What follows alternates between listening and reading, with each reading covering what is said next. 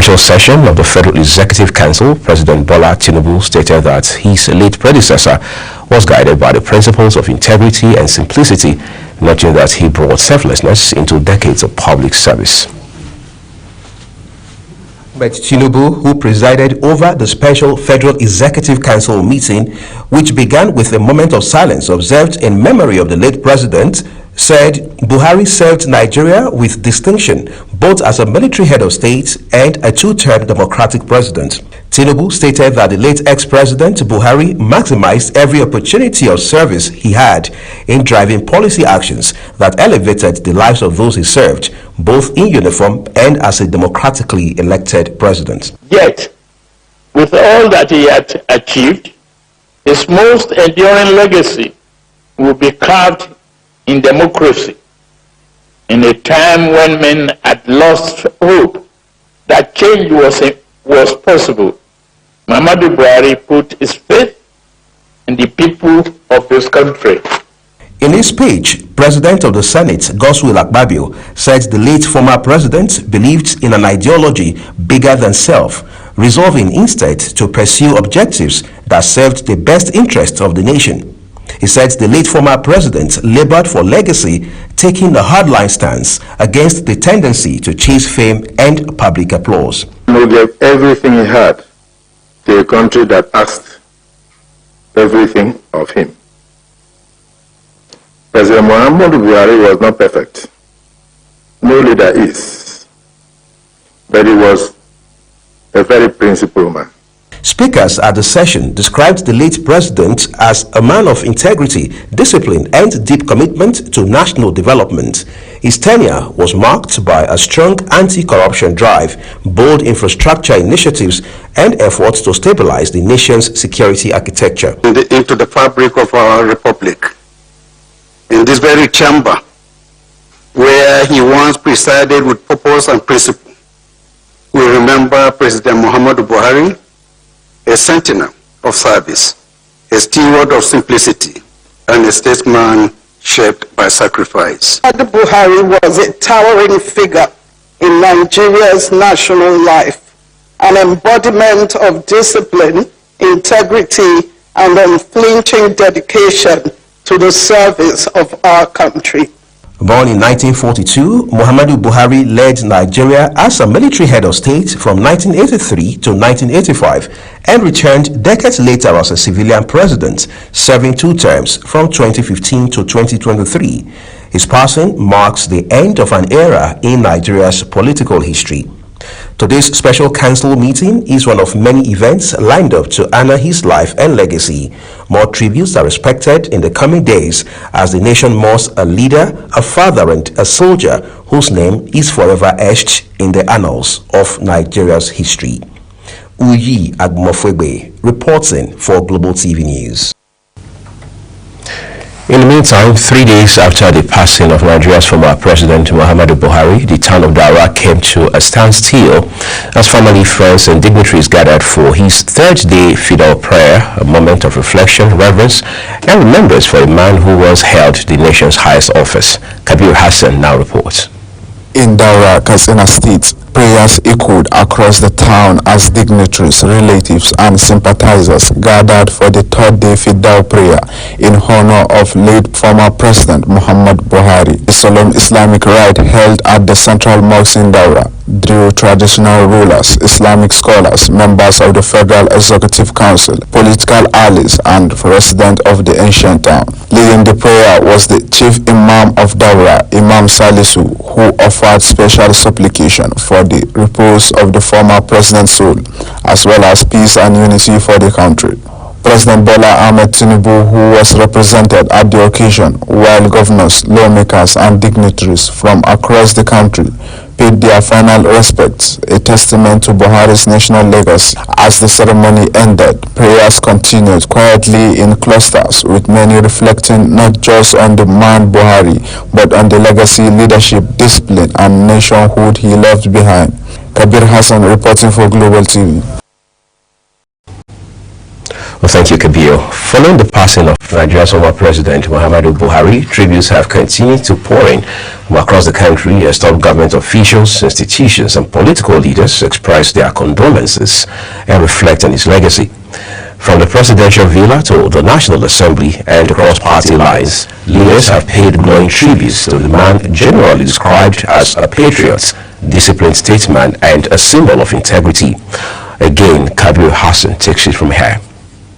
Nigeria stands in solemn reflection as condolences pour in from all corners of the country over the death of the former President Muhammadu Buhari. Beyond politics, religious and traditional leaders offered prayers and remembrance message with nationwide flag flying at half-mast.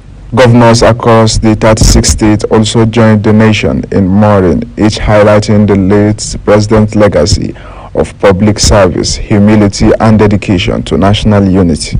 Katsina State Governor Dikko Ratna holds the burial of the former President Buhari, describing him as a son of the soil, a leader whose humility, discipline, and devotion to national unity set a standard for all Nigerians. He also expressed gratitude for the opportunity to honor Buhari in his hometown, calling his legacy an enduring source of inspiration for future generations. Borno State Governor Babagana Zulum described Buhari as a leader who stood firm against insecurity and remained committed to building the Northeast. Governor Abdullahi Sule of Nasarawa State recalled Buhari's discipline, transparency, saying he was a father figure to many of us. Also, the Nigerian Governors Forum, NGF, in collaborative statement by its chairman, Governor Abdurrahman Abdurazak of Kwara State, described Buhari as a patriot whose modest lifestyle, integrity, and sense of duty remain unmatched in Nigeria's leadership history. Youth groups and civil society organizations highlighted Buhari's impact on national identity, urging Nigerians to uphold the value he stood for: discipline, accountability, and national pride. Following his burial in his hometown of Daura, Katsina State, Nigerians continue to reflect on the life and legacy of Muhammadu Buhari, a former head of state, two-time president, and a man who left an incredible mark on the country's political landscape. As condolence registers remains open and tribute continues to pour in, the nation bids farewell to a man whose journey in public service spans over 5 decades. Kabir Hassan reporting for Global TV News. A cross-section of Nigerians has expressed divergent opinions about the life of the late former President Muhammadu Buhari as a democratically elected president for 8 years. Most of the people interviewed by correspondent Topsy Gimba on the life of the late former president's 8-year tenure have this to say. He tried as much as he can to put Nigeria in order during his regime, but he did what he can. While he was ruling the country, he made some very tough decisions concerning Nigerians. So my own opinion was he made the right thing, because when you are in government, you have to make some tough decisions. He was a patriotic Nigerian, very humble, very dedicated to service. Even as a military soldier, he was, according to the stories we read in the 60s and 70s, he was a dedicated soldier. And he was someone who loved this country dearly. By my own assessment, it was a failure, colossal failure, because we have never had that kind of insecurity in Nigeria before in the history of this nation, where the total northeast was ravaged by the Boko Haram, the terrorists, and even the northwest, the north in general. Or you talk about the southeast, where you have the terrorists there. No matter how one sees it, one thing is certain: the late former President Muhammadu Buhari governed the country within the level of stability on his retirement yesterday in his hometown, Daura, Katsina State. Topsy Gimba for Global Television News. As Nigerians react to the demise of late former President Muhammadu Buhari, guests on Global Television breakfast program Global Morning have paid glowing tribute to the ex-military head of state, describing him as a selfless leader who was relentlessly committed to the unity and development of the nation. Rashid Oyinyoji, a broadcast journalist and public affairs commentator, stated that in spite of the criticisms that greeted some of the late Buhari's policies and actions, his overriding motivation was national interest. Here is a man who's willing to live according to the principles he preaches. Okay, and from the catchment area where he came from, it's conservative, Islamic, a lot traditional, and it values, that society values integrity, honesty, and moral righteousness. He said most of those decisions were within the ambit of the law, insisting that he was in a class of his own. He has left, to my mind, a lot of things that people remember him for. And one of the things I want to talk about is his anti-corruption stance. He fought corruption to a point that he was now christened as the anti-corruption, entrepreneur. So to my mind, he did that sufficiently well, and today we hold that as a credit to him. Expressing his own view on the life and times of late former President Buhari, Agarese Idubo, a politician and public commentator, highlighted some of his most outstanding attributes to include integrity, transparency, and simplicity.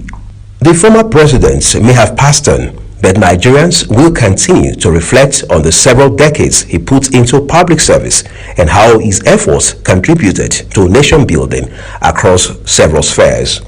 Uyi Agumofwegbe, reporting for Global TV News. As we turn to other stories now, the Defense Headquarters has dismissed claims of the emergence of a new terrorist group in Nigeria, as recently alleged by the Turkish ambassador to Nigeria. Reacting to this development while addressing newsmen on the operational activities of the military in Abuja, Defense Director of Media Operations, Major General Marcos Kange, described the allegation as false and without credible basis. Defense correspondent Kikalamo Okere has details. The bi-weekly briefing began with the observance of a minute of silence in honor of the late former President Muhammadu Buhari and fallen heroes. The Director of Defense Media Operations, Major General Marcos Kange, emphasized that there is no intelligence or operational evidence to support the claim of a new terror group operating within the country. Major General Kange urged Nigerians to be cautious and discern about information circulated on social media platforms, warning that many of such reports are deliberately fabricated to mislead public and serve the personal interest of their originators. There is no how we can take what other people are saying about Nigeria for real. Nigeria knows itself, and we know what we are doing. We are an independent sovereign nation. Speaking on the activities of the troops across various theaters of operation, the director stated that troops have continued to deploy effective strategies to confront all threats to nation's sovereignty. It reveals that farmers who previously could not access their farmland have now returned following the restoration of peace, particularly in the northeast. The director further stated that troops arrested logistics suppliers and collaborators of terrorists, rescued kidnapped victims, recovered arms and ammunition, and foiled oil theft operations worth millions of naira. For me to report that farmers in the northeast, particularly northern Borno, northwest, north central and other areas affected by conflict have started farming activities as our troops have significantly degraded terrorists and bandits and other criminal elements in the areas who hitherto obstructed farming activities in the areas. The military high command reaffirmed that Nigeria remains a sovereign nation, full in control of its security architecture and capable of addressing any internal or external threats. Kikalamo Okere, Global Television News. Well, thank you, Kikalomo. Still on security matters, so Nigerians have applauded late former President Muhammadu Buhari, while others have criticized his time as the Commander-in-Chief of the Armed Forces of the Federal Republic of Nigeria. In this report, some Nigerians who spoke to correspondent Ubon Unsoro reflected on the late Buhari's promise to secure the country. When Muhammadu Buhari campaigned for the presidency in 2015, one of his core promises, and perhaps the most urgent, was to bring an end to Nigeria's growing insecurity. As a former military head of state, many Nigerians believed he had both the experience and the discipline needed to tackle the country's worsening security crisis. At the time, large portions of the northeast were under the grip of Boko Haram.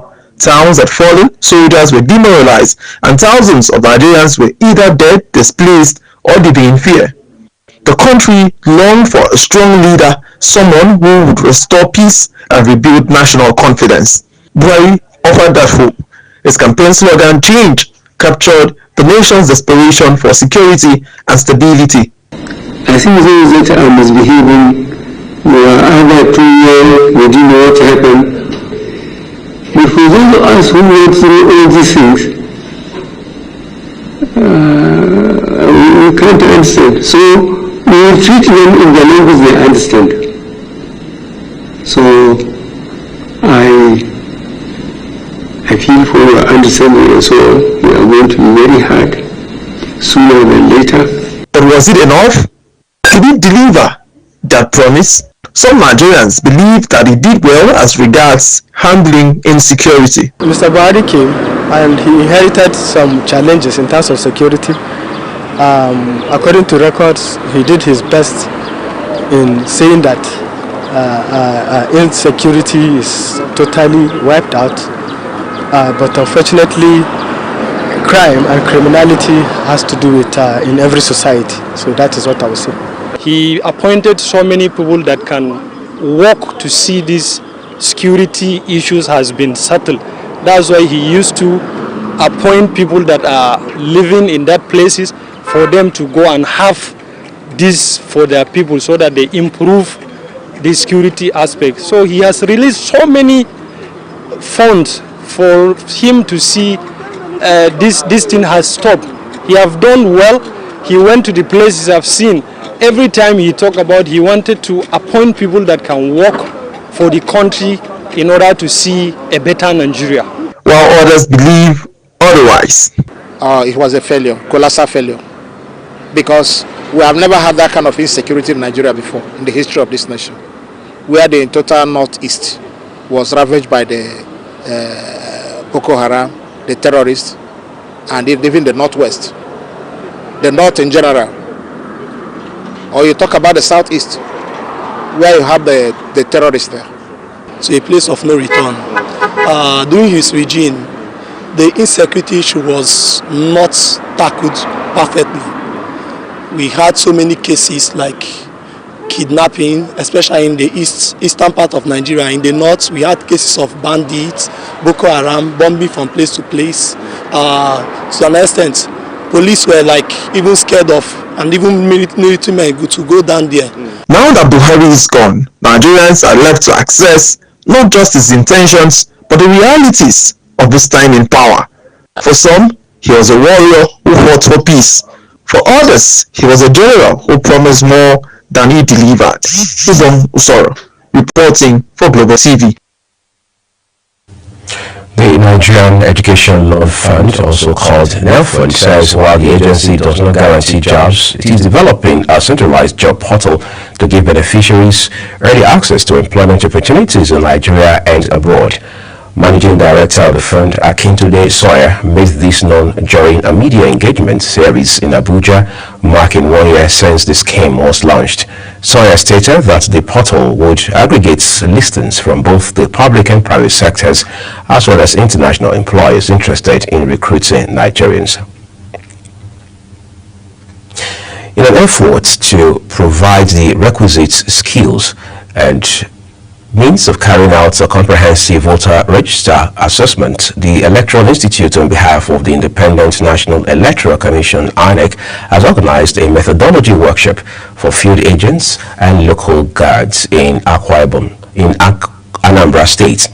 Acting Director General of the Electoral Institute, Professor Ibrahim Sani, said the methodology workshop is designed to equip field agents with requisite skill sets to enable them effectively carry out the voter register assessment in preparation for the forthcoming Anambra State governorship election. It also designed to provide empirical evidence for precise strategic interventions to enhance the reliability of the voter register. This is Global Television, and you're watching the live broadcast of the AM News. When the rest of the news returns shortly, in a move that angers Russia, Europe assumes financial burden of Ukraine war. Details coming, plus business export stories on the other side of this break. Please do stay with us.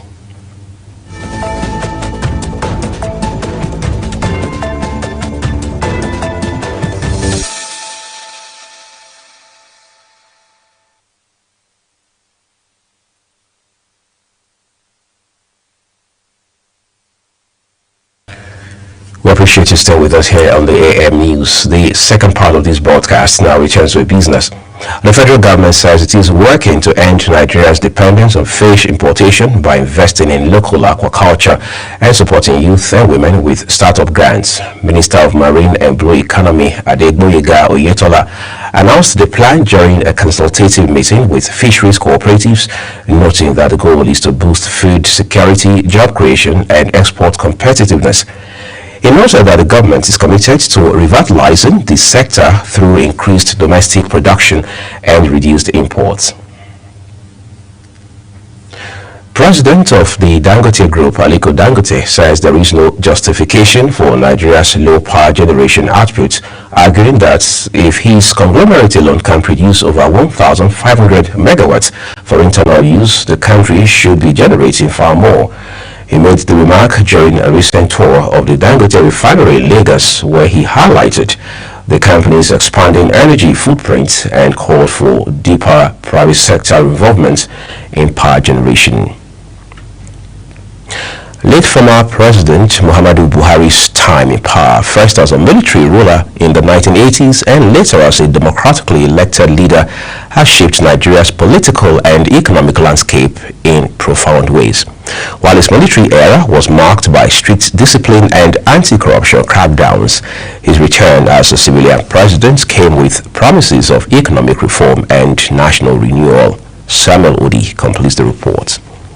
Today in the streets to find out what Nigerians really think about one of the most talked about figure in the country's political history, late President Muhammadu Buhari. From a street military ruler in the early 80s to a two-time civilian president, Buhari has left an imprint on Nigerian economy. Now, let's find out if those imprints is for better or for worse. During this military regime, I was very young, but according to my father's story, according to what he told me, he said things was very tough. But during this civilian regime, during his regime, that I got work. The civilian government was quite an impressive one, we would say, because Nigeria went from up to down, and it was so bad, and the economy has totally changed from now to then. Well, we'll say he should rest in peace. He did his best. We experienced some, certain hardship and a whole lot of problem here and there in terms of cashless policy, NSAS protests and the rest.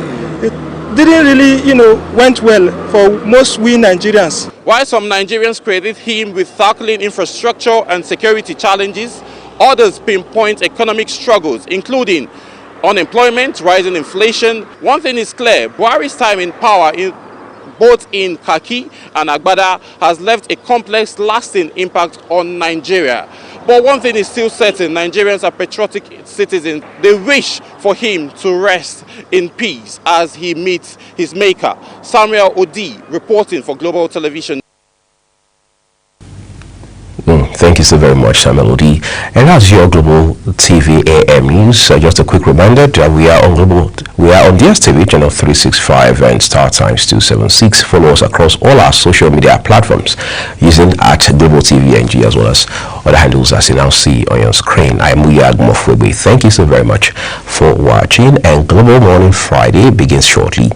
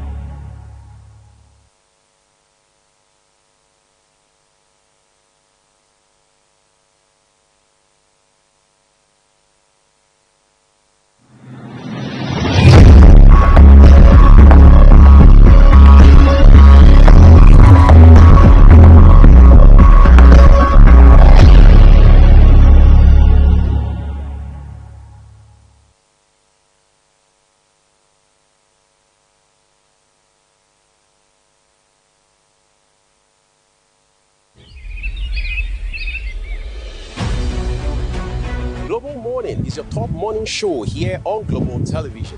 We bring you fresh news updates daily while delving into a variety of current affairs and topics. And at the same time, keeping you well informed about important events, both national and internationals. Global Morning serves as a valuable source of information, helping viewers like you start your day well informed. Stay connected from Monday through Sunday to a wide range of latest news making rounds on Global Morning. We're on the road to protest. And the president meets all of our demands.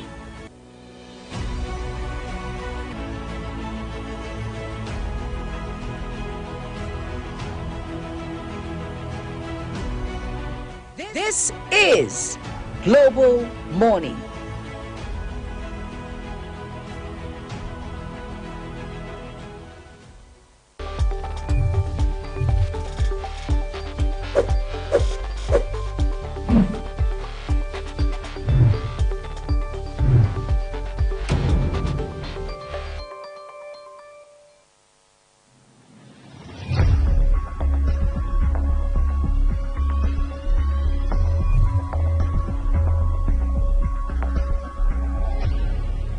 Hello and welcome. This latest image shows an active weather system currently affecting the eastern parts of the country. This system is expected to linger through Friday, bringing periods of rainfall across several states, including parts of Borno, Yobe, some parts of Jigawa, Bauchi, Gombe, as well as the surrounding areas. The rain will likely extend southwards, impacting parts of Nasarawa Plateau, the Federal Capital Territory, and parts of Benue. Moving to the southeastern region, cities there can also expect moderate to light rain showers. Now, as shown on the rainfall map projection, areas shaded in green, mainly over the western parts of the country, should expect light or no rainfall, with dryness persisting, particularly over parts of the southwest. Yellow shaded regions are forecast to receive between 10 to 20 millimeters of rain, while areas in orange, including parts of Plateau, parts of Benue and Taraba, could see rainfall amount of up to 50 millimeters in the next 24 hours. Stay tuned for temperature forecast. Thank you for watching.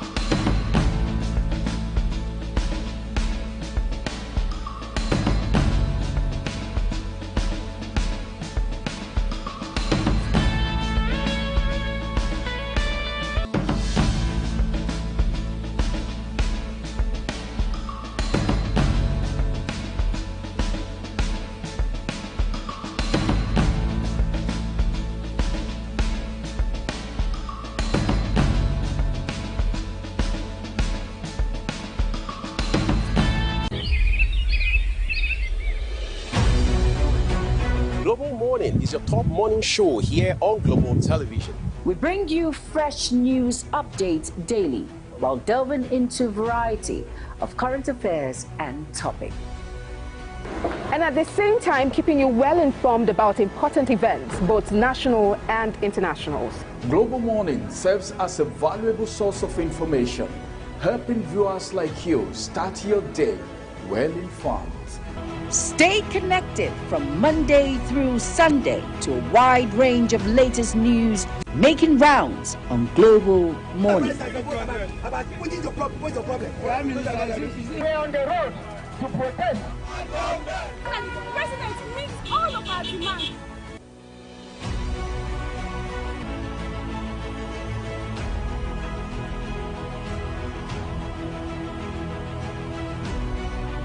This is Global Morning.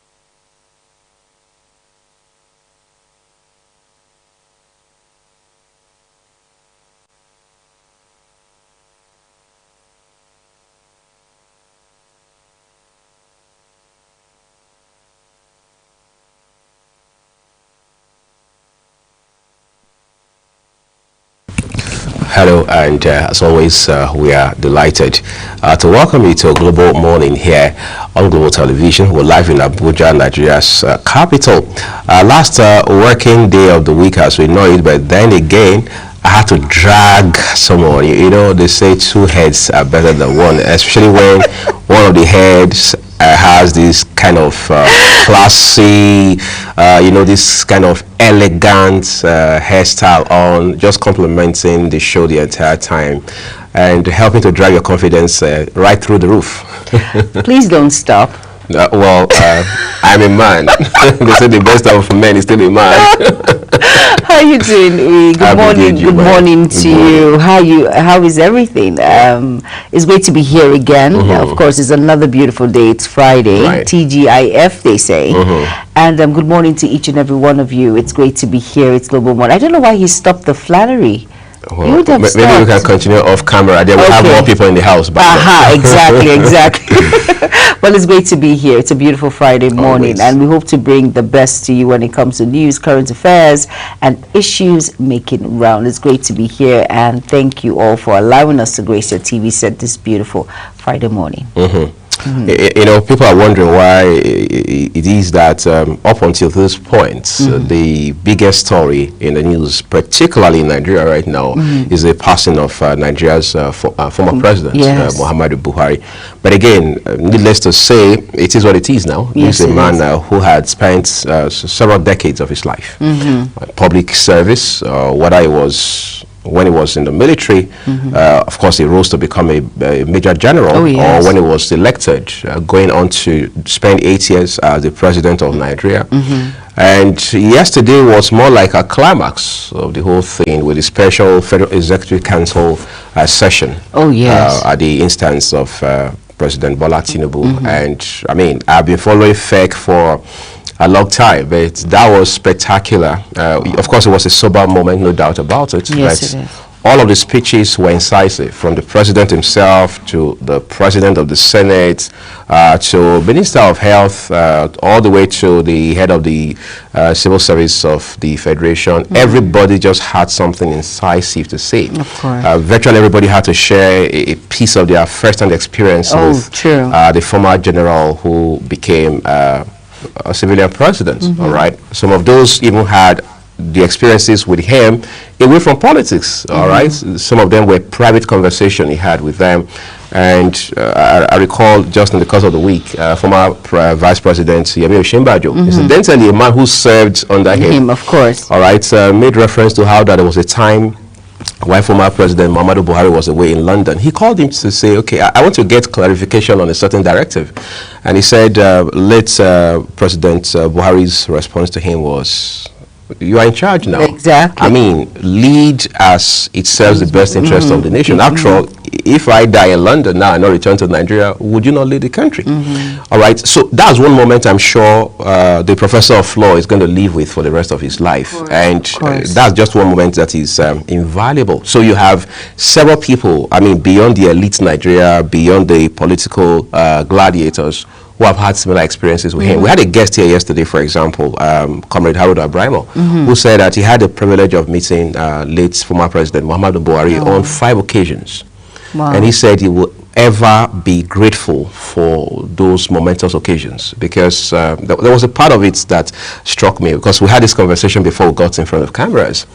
He said, I am a son of nobody. I mean, who would have thought I would meet the president of Nigeria 5 different times? You know, so people just have that piece of, if you like, experience with him that they are going to take with them. Yeah, there's this memorial that is attached to it. Some will find it very intriguing. Some will find it very captivating, educative, and all of that. And most people have their own experience from afar, who judge from afar. But we shouldn't. We all have our different phase where we meet individuals.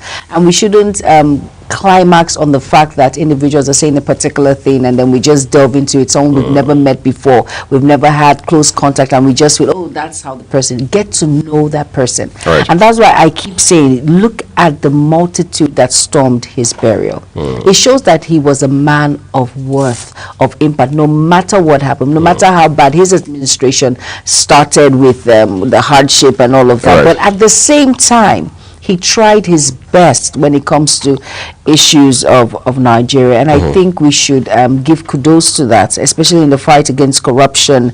And it's very, very important. And there was something he said. He says, "I am for everybody, and I'm from nobody." It shows that, hey, what I am doing, I'm not doing it under the guise or under the umbrella of anyone. I'm doing it for me. So he owns up to his responsibilities, and I think that is something that we should take back. We should understand and learn from, and it goes a long way.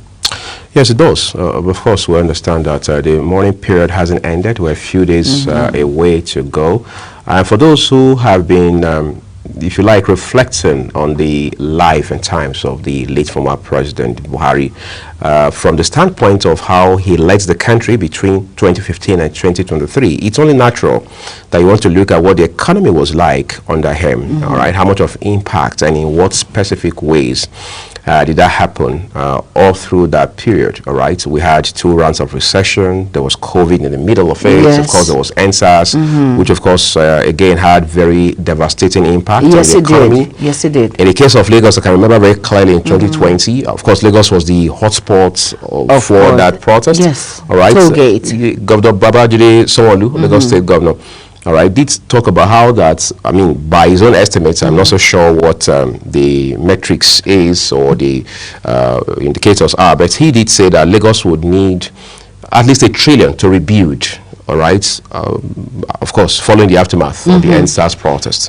Incidentally, for that year, the budget of Lagos State was somewhere in the neighborhood of $2 trillion, all right? So the government had to deal with that as well. So there were challenges with that government. However, the man has also said before he died that he was never perfect, and he did talk about how that he must have offended some people, of course, including a large number of Nigerians. Of course. And he did ask for forgiveness by himself. Of course, there's the story of how that his wife also was asking for forgiveness on behalf of her late husband. But the man himself, while alive, picked the microphone and he did ask for forgiveness. But again, this is a moment of sober reflection for all of us, whether you're in politics or not, all right? To also understand that at some point, a day of reckoning will come for everybody. Of course. Whether you were president or governor or you were just Jumaya or Uyi sitting in front of a camera every other day, people will have to look at certain milestones, all right, to do an assessment of you. And you know what, Uyi, to add to what you've just said about Day of Reckoning, and it's not everyone that is opportune to come out and ask for forgiveness. It's not everyone that has that opportunity, but he did to ask. And who are we not to forgive? Who he has offended, what family he has offended. But at least we show that he came out. It shows humility. He shows a man of integrity. He shows a man of worth to actually admit his wrong. It's not everyone that can admit that they're wrong, but he did, and that's something that we can pick out from and learn from. Don't misquote me. He wasn't perfect, like I said. For all of our presidents, there was always something that deterred their administration, or something that it didn't sit well with everyone. Like during the time of President Goodluck Jonathan, I can remember that was the highest space of insecurity that we had. I was telling you, we had bomb blasts at that point in time. It was bad. A lot of people lost their lives. At the point, everyone was saying, resign as president already so that we can all be happy. But everyone there's just something. There's no perfection. That's right. So we all have to understand that it all takes, we're all human. Let's move past this and allow the dead to rest and rest in peace. And that's the most important. Let's just move past. Nobody's saying he was perfect. Right. He wasn't perfect at all. But at the same time, let's move past this and hope for a better and brighter Nigeria.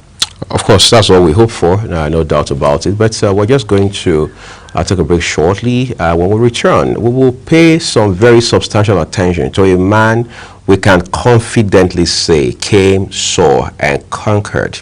A man whose impacts didn't only rub off on all nations across the continent of Africa, but became globally renowned on account of the influence he wielded from a very humble beginning all the way to becoming a bright light in a world that is grappling with darkness on a daily basis. We're talking about no other person than Dr. Nelson Madiba Mandela. Today, 18th of July, is a day set aside by the United Nations to celebrate this icon. Now, let's be clear. It's not every individual, no matter how politically relevant or influential they have become, who gets a UN Day. But here is an African from South Africa, all right, a man who had done 27 years, close to 3 decades behind bars, all right, for fighting for the liberation of his own people, going on to becoming the bright star of Africa, whether it was in terms of social change or political renaissance. We're going to talk about that for some time, and it will become the focal conversation on the program this morning. All of that and more coming shortly after the break. Please do stay with us.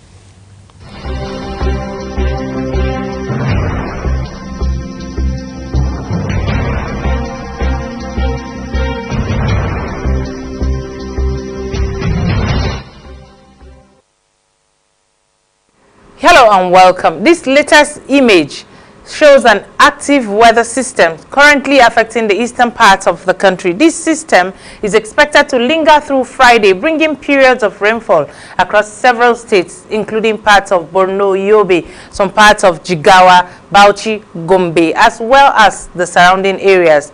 The rain will likely extend southwards, impacting parts of Nasarawa Plateau, the Federal Capital Territory, and parts of Benue. Moving to the southeastern region, cities there can also expect moderate to light rain showers. Now, as shown on the rainfall map projection, areas shaded in green, mainly over the western parts of the country, should expect light or no rainfall, with dryness persisting, particularly over parts of the southwest. Yellow shaded regions are forecast to receive between 10 to 20 millimeters of rain, while areas in orange, including parts of Plateau, parts of Benue and Taraba could see rainfall amount of up to 50 millimeters in the next 24 hours. Stay tuned for temperature forecast. Thank you for watching.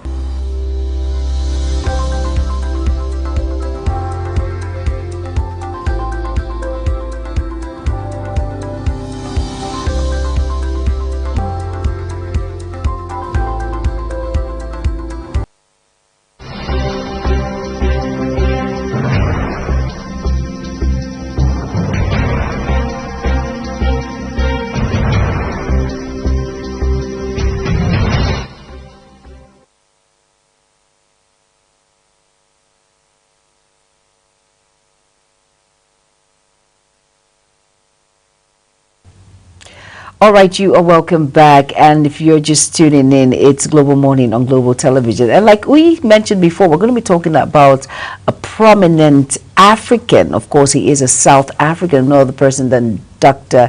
Nelson Madiba Mandela, and a great man of prominence, a great man who fought for freedom for the people of South Africa, spending 27 years behind bars in the cause of freedom, and a man that brought impact to not just South Africans or South Africa, but all over the world. Individuals of class, prominence looked up to him because, of course, may he still rest in perfect peace. And that's why the United Nations have decided that 18th of July should be celebrated. We should celebrate no other person than Nelson Mandela. Now, talking about Nelson Mandela, a man that brought a lot of rest, a lot of unity. Wasn't even perfect when it comes to, let's not talk about his marital life. That wasn't perfect. Like I said, no one is perfect. That's right. But in bringing continents together, in bringing individuals together and fighting the cause of freedom in South Africa, which was a big deal.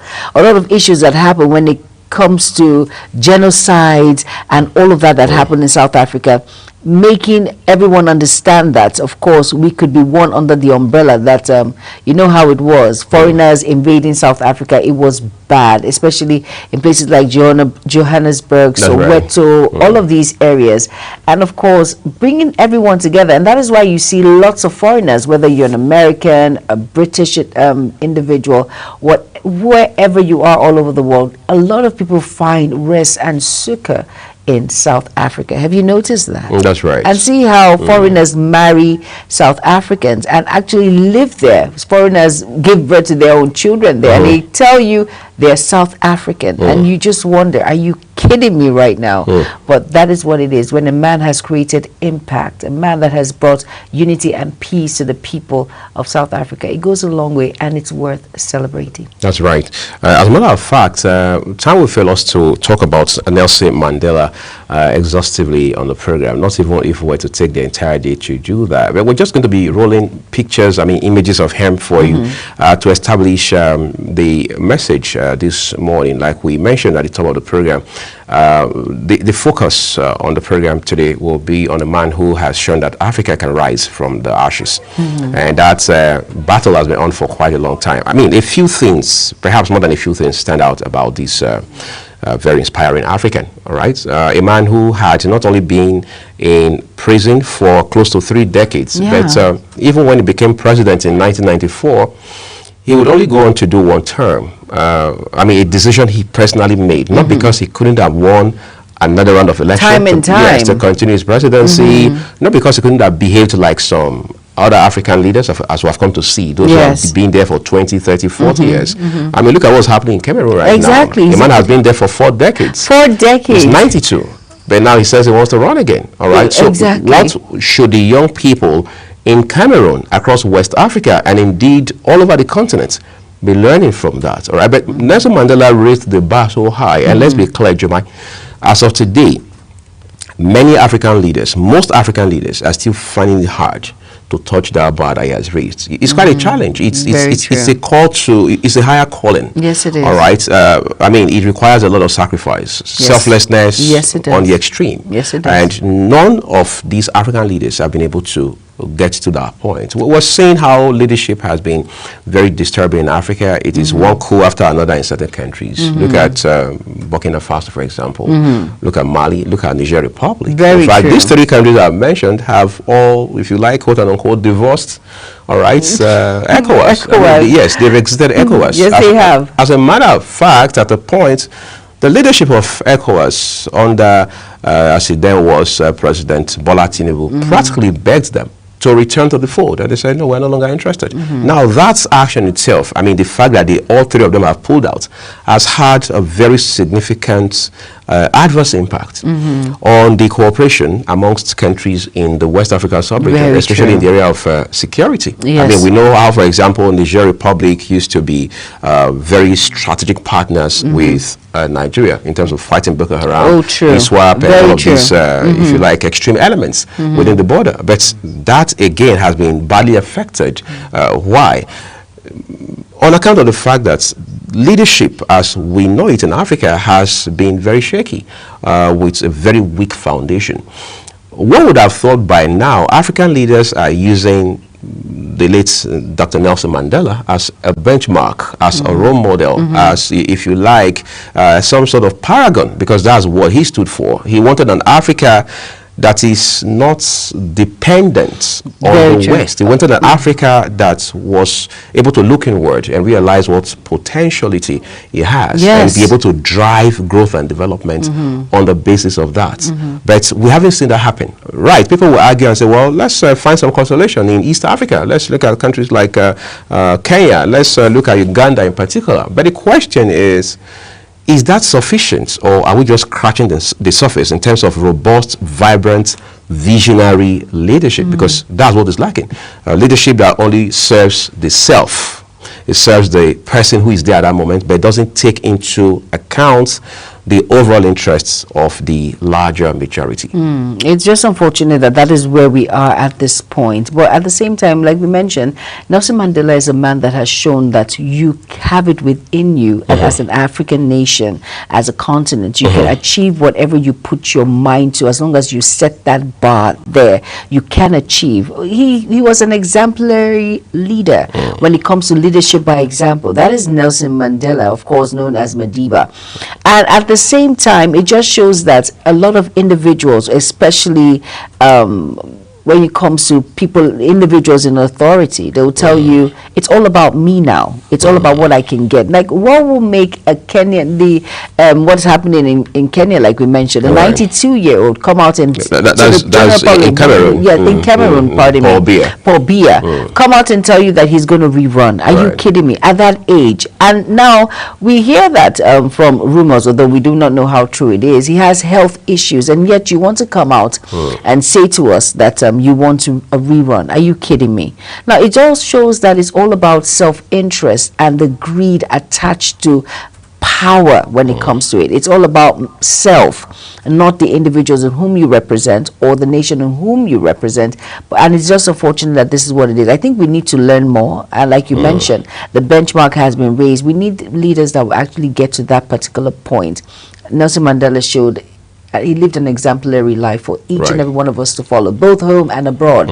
A lot of people still give reference to Nelson Mandela. That is why his name is still respected, even after death. It's something that his quotes are being used. In fact, he's remembered today by the United Nations, which is rare, by the way, an African leader coming out, giving this particular example to the world. Well, so much to say today about the late Dr.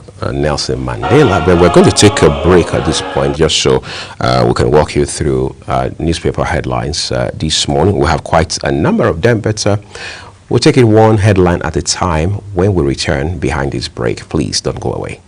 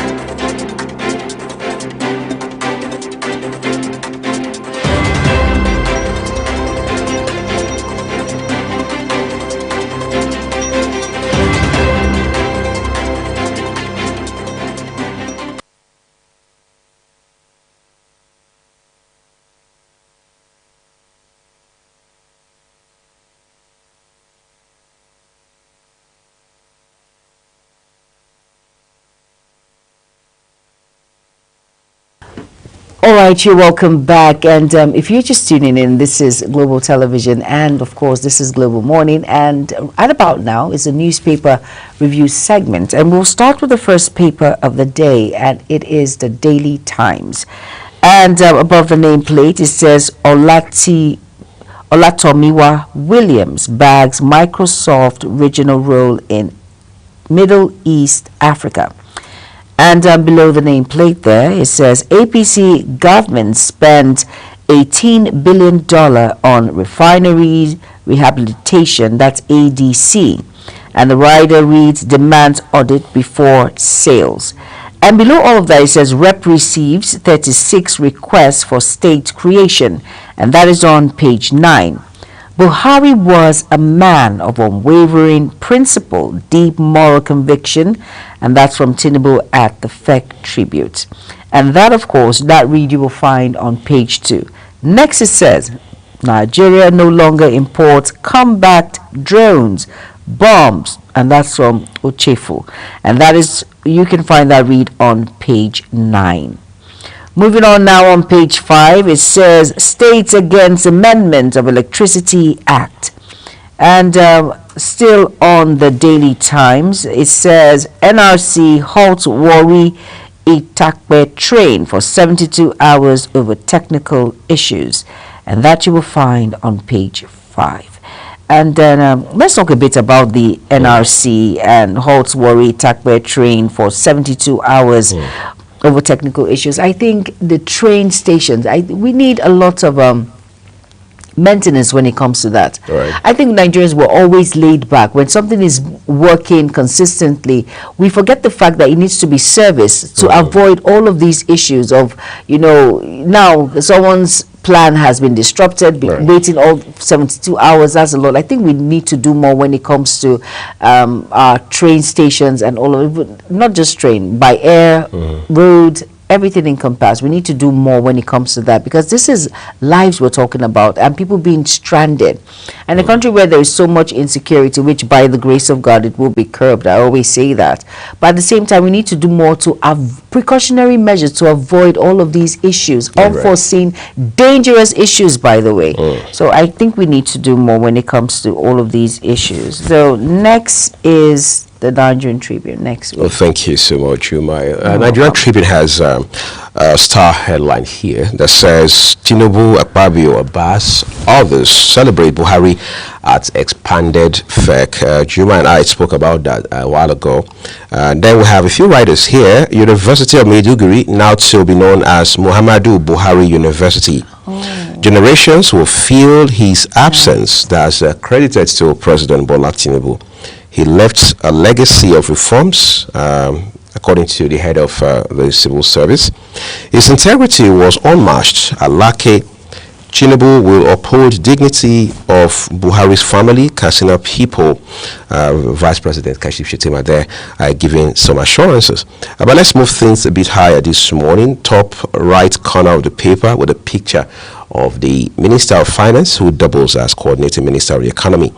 South contributed 34 trillion naira to Nigeria's economy. That's according to CIBN, that's Chartered Institute of Bankers of Nigeria. South contributed 34 trillion naira to Nigeria's economy. Okay, read up those details on page 19. Still looking at headlines above the name mast. ADC to federal government. You can't spend billions to repair refineries and sell without full audit. Of course, that's a common sense aspect of economics. All right. Then left-hand corner of the paper. Soldiers rejected 13.7 million naira bribe from terrorists, according to Defense Headquarters. Don't be an Oba if you can't abide by tradition. Olowo of Owo. Ipman IYC back proposed sale of Port Harcourt refinery give conditions. The federal government is still pondering that option. The Patriot Summit delegates propose restructuring of security architecture, electoral reform, others. And then one rider accompany that headline. Advocate Constituent Assembly devolution of power. Unicameral legislature. All right. Again, that's taking us to all of the conversations around restructuring.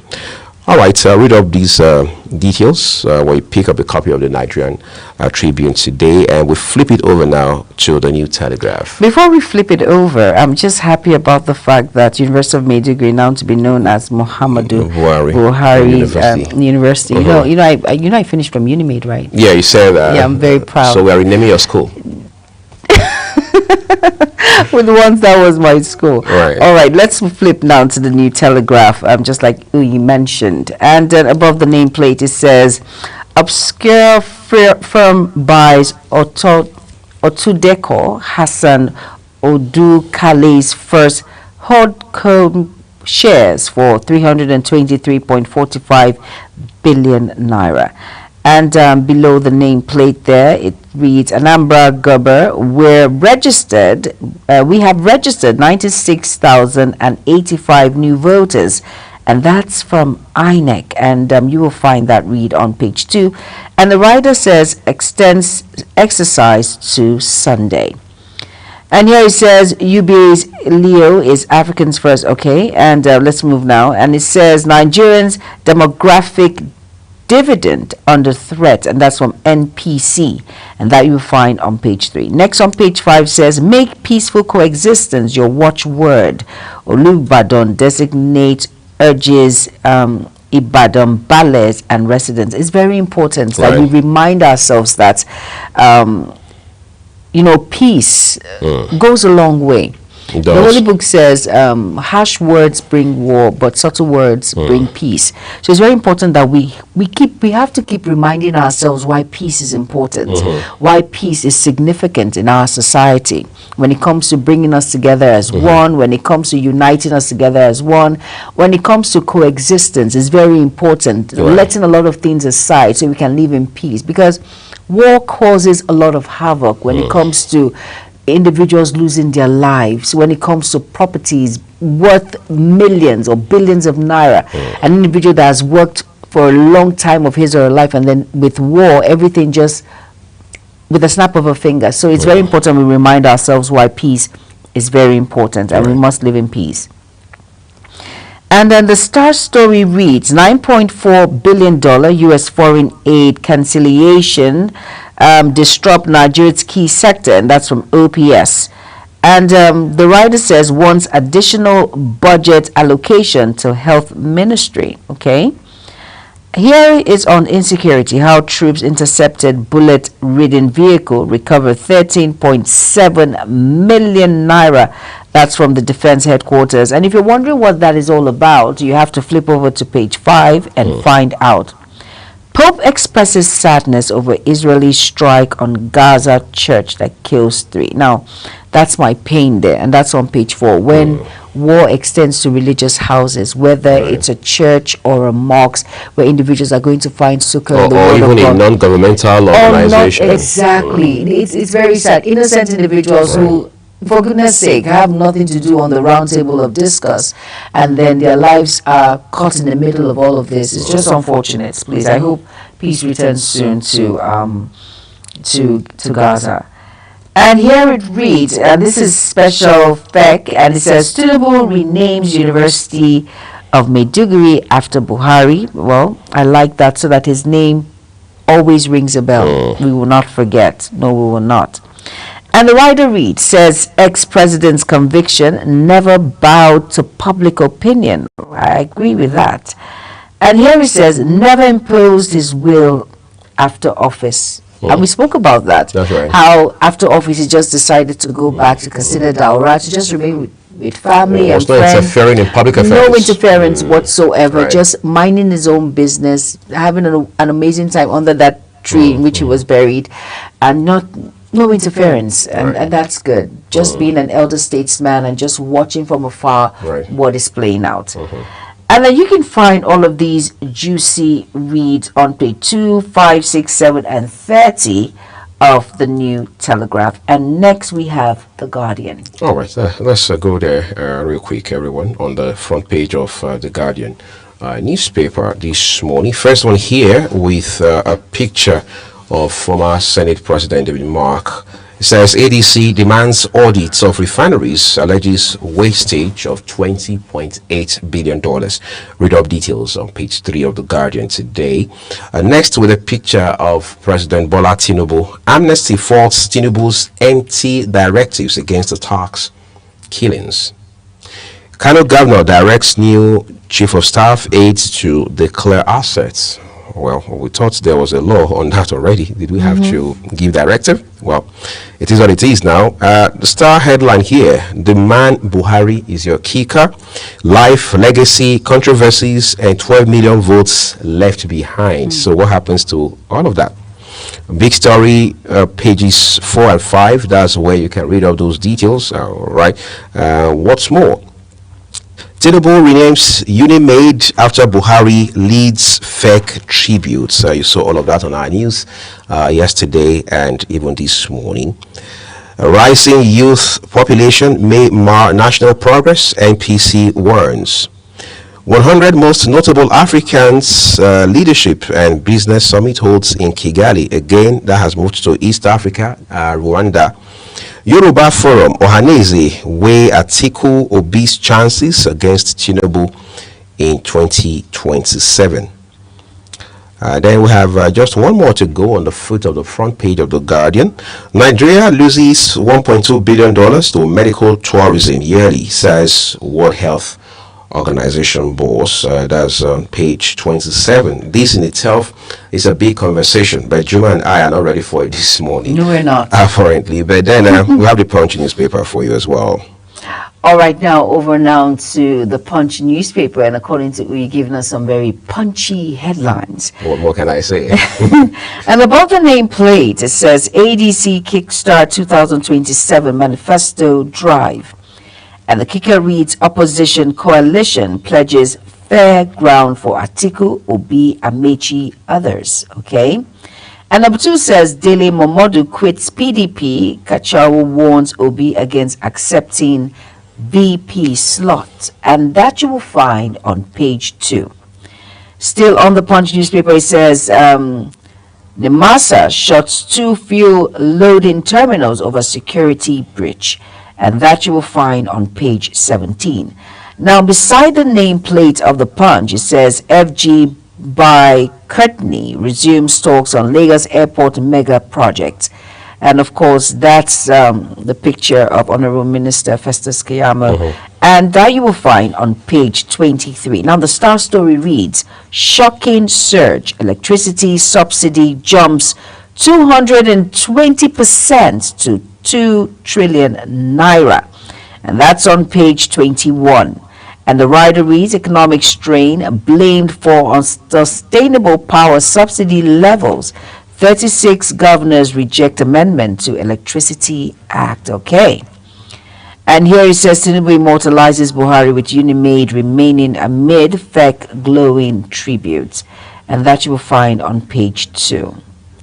Dangote Hot Fuel Discounts Scheme amid fraud allegations, and that is on page 23. Now, Ondo horror, landlord accomplices nabbed over varsity students' murder, and that you'll find on page 4 and 5. And you wonder where we are heading to when it comes to greed, why a landlord will do such a thing. Awojale Stowe and ruling house kicks off selection, insist on tradition. And that read you will find on page 19. And of course, Uyi, you want us to Punch Sports Extra. All right, let's look at sports specific headlines for you.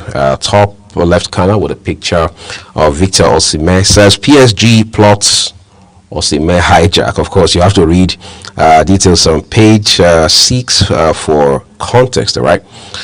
Nigeria face Zambia in WAFCON last 8. Abiodun returns for quarter-final clash. Allegri steps up Chukwueze training. Inter art player to Lukman. 40 million euro bid. Things are moving up real quick. Jennifer Echegini interview. The expectations are sky high, but that's a good thing, really. All right, so you can find those details on page 2 of the Punch Sports Extra today. Nigeria has won this competition on multiple times. As the new generation, it's our duty to carry on that tradition. It's captioned "My WAFCON Dream." United Chelsea ponder double swap. Liverpool closing on Ekitike. Madrid offer 25 million euros for Konate. And Yamal unfazed by number 10 shirts pressure. Let's look at 2 more for you here. African junior champs, Nigerian athletes dominate women's 100 meter in Abeokuta, that's in Ogun State. Amati fires Nigeria to ITTF regional crown, that's International Table Tennis Federation. You can see the southpaw there doing what he knows how to do best. All right, for those who want to catch some excitement that are sports related, pick up a copy of the Punch Sport Extra today and start your weekend on an exciting note. Let's turn to the Daily Independent newspaper now. All right, now the Daily Independent, and above the nameplate it says we have dispersed 73.2 billion naira to 396,252 students in 1 year, and that's from NEL Fund. And here it says Kachuku alleges 20 million naira bribe to state chairman to hijack ADC. Now below the nameplate, and that's the star story with 4 riders, and you will get that read on page 29. It reads, Buhari was never moved by temptation of power. And that's from our dear President Bola Ahmed Tinubu. And one of the rider reads says his incorruptible standard will not be forgotten. Next says renames University of Maiduguri after him. Buhari chased honor in place of wealth, and that's from Apabio. And it says he was a moral compass, source of guidance, and that's from Abbas. And still on the Daily Independent, it says Buhari served Nigeria completely unblemished, says Kiyamo. And the writer says his place in history can't be diminished by small vocal minority. And that's from Parte, and that you will get on page 7. NUP warns members against protests over 32,000 naira pension increment, and that you will find on page 6. Security breach now. Nemasa shuts Shell Flux TMDK terminals in Lagos, and that is on page 6. And NCDC raises cholera, yellow fever, dengue alert, and that is a cause for worry now, and that you will find on page 6. And please, when we have all of these news, we should have precautionary measures in place. It's very important that people understand that it has to do with water, you know, how your personal hygiene is involved when it comes to issues like this. So please, precautionary measures, don't just scare us this way, just tell us what it's all about. Now, here, still on the Daily Independent, below the foot of the paper, it says ADC demands full audit of $21 billion spent on Nigeria's refineries. And the writer reads, warns against selling them off without consulting critical stakeholders. And here it says safety body names Lagos best in workplace safety compliance, and that you will find on page 6. Please go out and get yourself a copy and be well abreast with issues making round. And next is the first news. All right, let's go now. I just sent the nameplates of the first news with a picture of Dele Momodu. Says Dele Momodu dumps PDP, says party has lost its soul to autocracy. So everybody is leaving the PDP now. Who is left? Well, let's take it down a little. Alleged 110.4 billion naira fraud. Yahaya Bello loses bid for overseas medical trip. Canada to allow permanent residents bring parents, grandparents starting July 28th. I'm sure that's a relief for people who have been ambitious in this regard. Canada to allow permanent residents bring parents, grandparents from July 28th. E-Collop, Lagos stakeholders agree on 10,000 naira fee from August 1. Atiku doesn't believe in Southern presidency, says ADC's Kachiko. Tinubu leads fake tribute, says Buhari's legacy lives on. Renames University of Maiduguri after late ex-president. Juma has been all but, she's been all excited about this news the entire time. Troops rejects 13.7 million naira bribe from terrorists in Plateau. That is credited to Defense Headquarters. NERC blames Discos as 12 die in power accidents in first quarter of 2025. Court jails 15 Chinese for internet fraud in Lagos. We've been seeing a barrage of Chinese nationals being jailed over terror and internet fraud related offenses in recent times, and this is a bit disturbing. It is. First of all, you're asking on what basis did these Chinese nationals gain access into Nigeria? Did they come as expatriates? Did they come to study? Did they come as researchers? And if one of those reasons was the basis on which they got into the country, so what changed? For how long have they been doing this before they got uncovered? And for me, it's a temerity.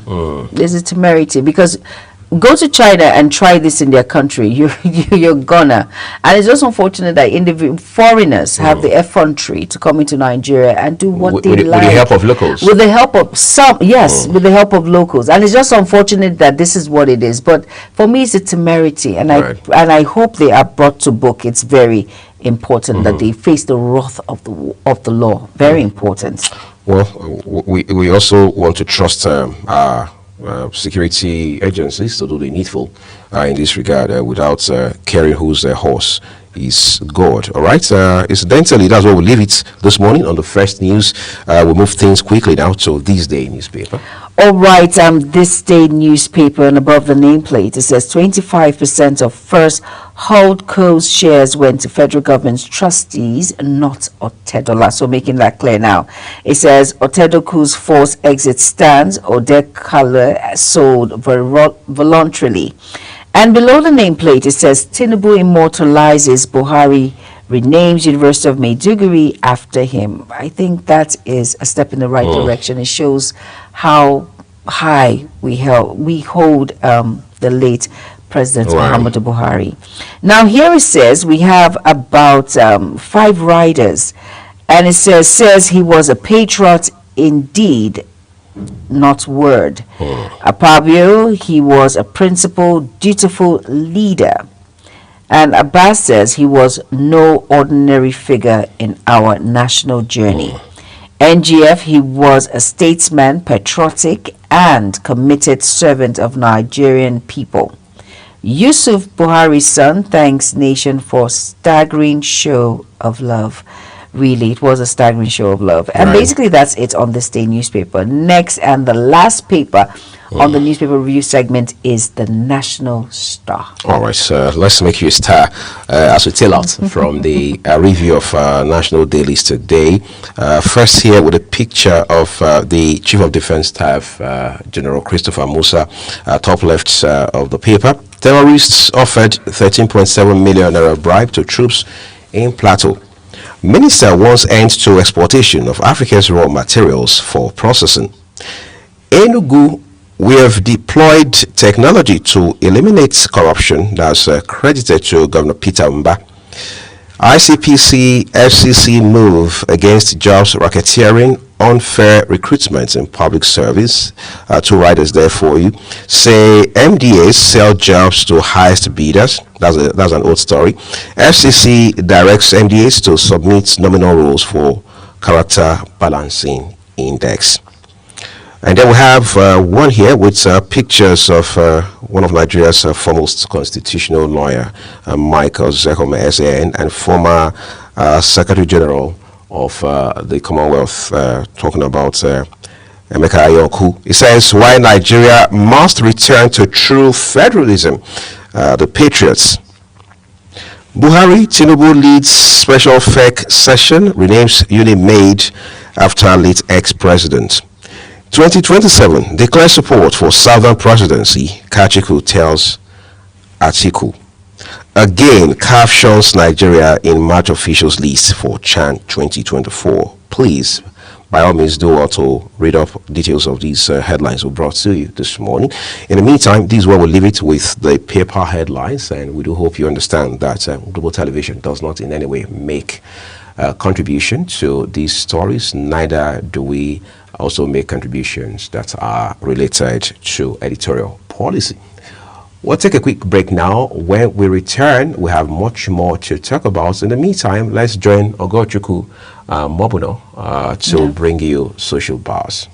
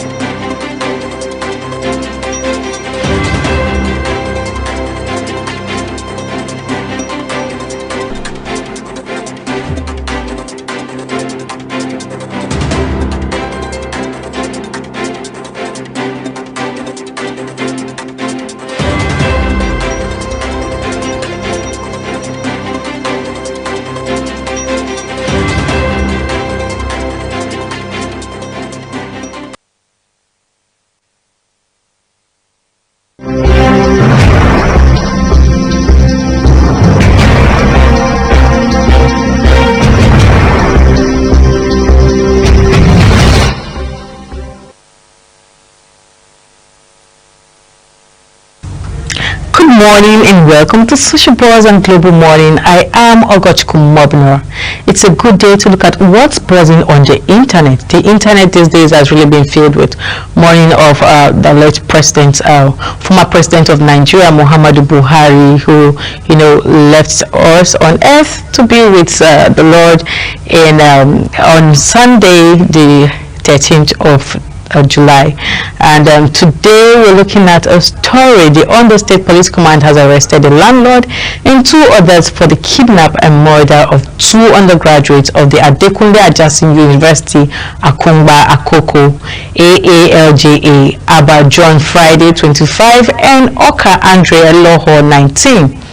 The Ondo Police Commissioner CP Adebowale Lawal disclosed this while briefing journalists in Akure, the state capital, on Wednesday, July the 1st, 2025. The lifeless body of Oka was later found last week, 3 weeks after their abduction at a border community between Ekiti and Ondo states, while efforts are ongoing to recover the remains of the male victim, who is believed to have been dumped in a river by an accomplice still at large.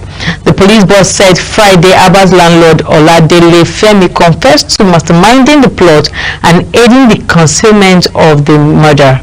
The police commissioner noted that 800,000 naira was withdrawn from Mr. Abba's account while in captivity, while the female student was raped.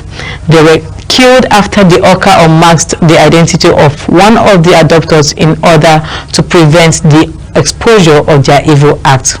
Following a petition dated 24th June 2025 submitted by G.O. Omoedu and co-legal practitioner on behalf of one Mr. Emmanuel Peter of Shagari Village, Akure, Ondo State, the command launched an intensive investigation into the reported adoption of his younger brother, one Abba John Friday 25, and his friend Oka Andre Loho 19, both students of Adekunle Ajasin University, Akungba Akoko, who went missing on 20th June 2025. The CP stated upon receipt of the complaint, detectives from the anti-kidnapping swung into action. Forensic tracking led investigations to Computer Village, Ikeja, Lagos, where an iPhone 14 Pro Max belonging to one of the victims was recovered from one Abdul Muhammad Mubarak, who is 38. Mubarak confessed to purchasing the phone from one Ojo Michael, whose arrest was subsequently effected in Aramoko, Ekiti. A RX-350 vehicle belonging to the victim was also recovered at the point of arrest.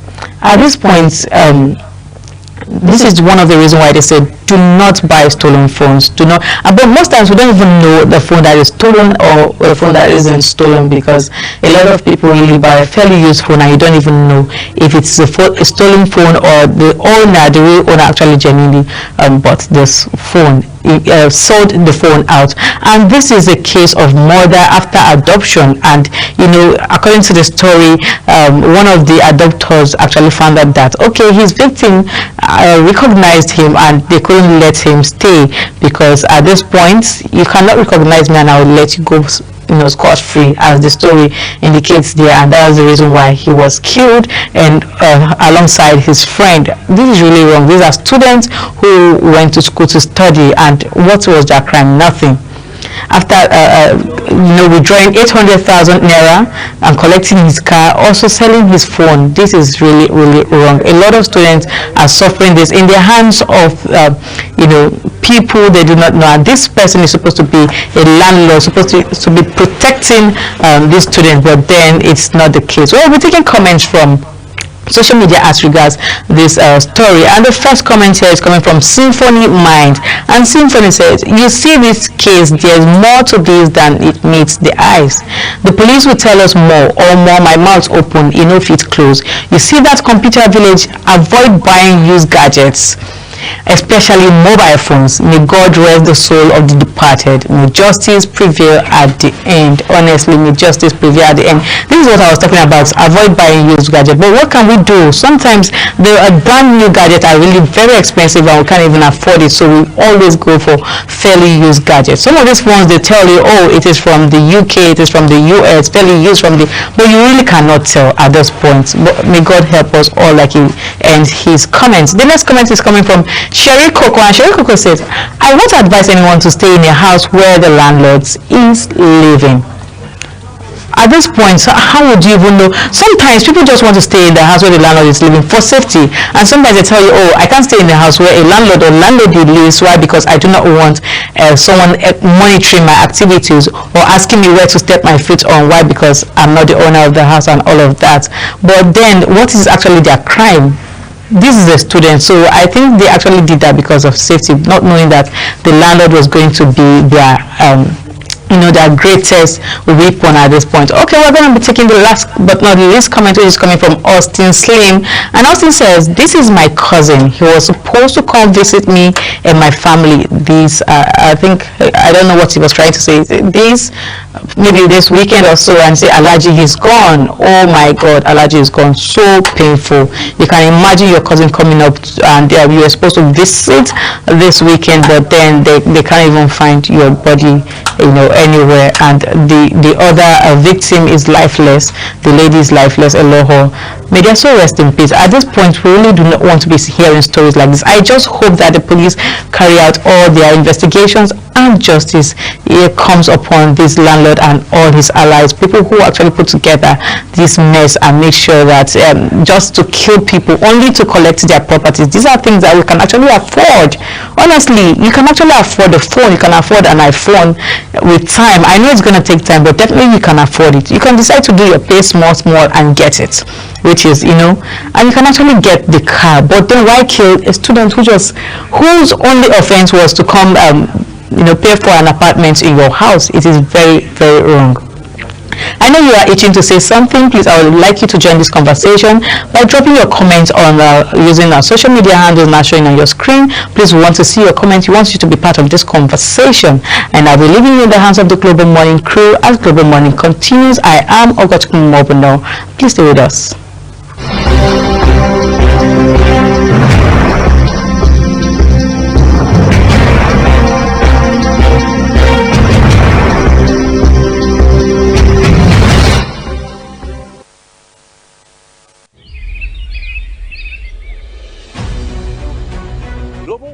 Is your top morning show here on Global Television. We bring you fresh news updates daily while delving into a variety of current affairs and topics. And at the same time, keeping you well informed about important events, both national and international. Global Morning serves as a valuable source of information, helping viewers like you start your day well informed. rounds. Stay connected from Monday through Sunday to a wide range of latest news making rounds on Global Morning. We're on the road to protest. The president meets all of our demands.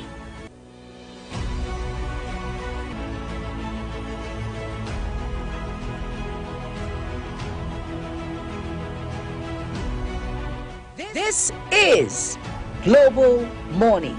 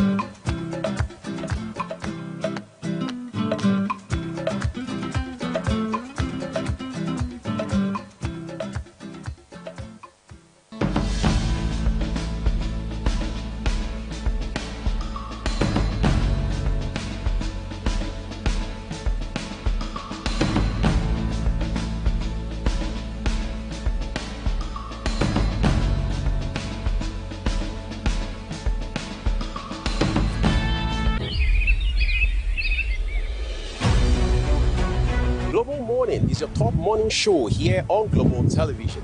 We bring you fresh news updates daily while delving into a variety of current affairs and topics. And at the same time, keeping you well informed about important events, both national and international. Global Morning serves as a valuable source of information, helping viewers like you start your day well informed. Stay connected from Monday through Sunday to a wide range of latest news making rounds on Global Morning. What is your problem? What's your problem? We're on the road to protest. And the president meets all of our demands.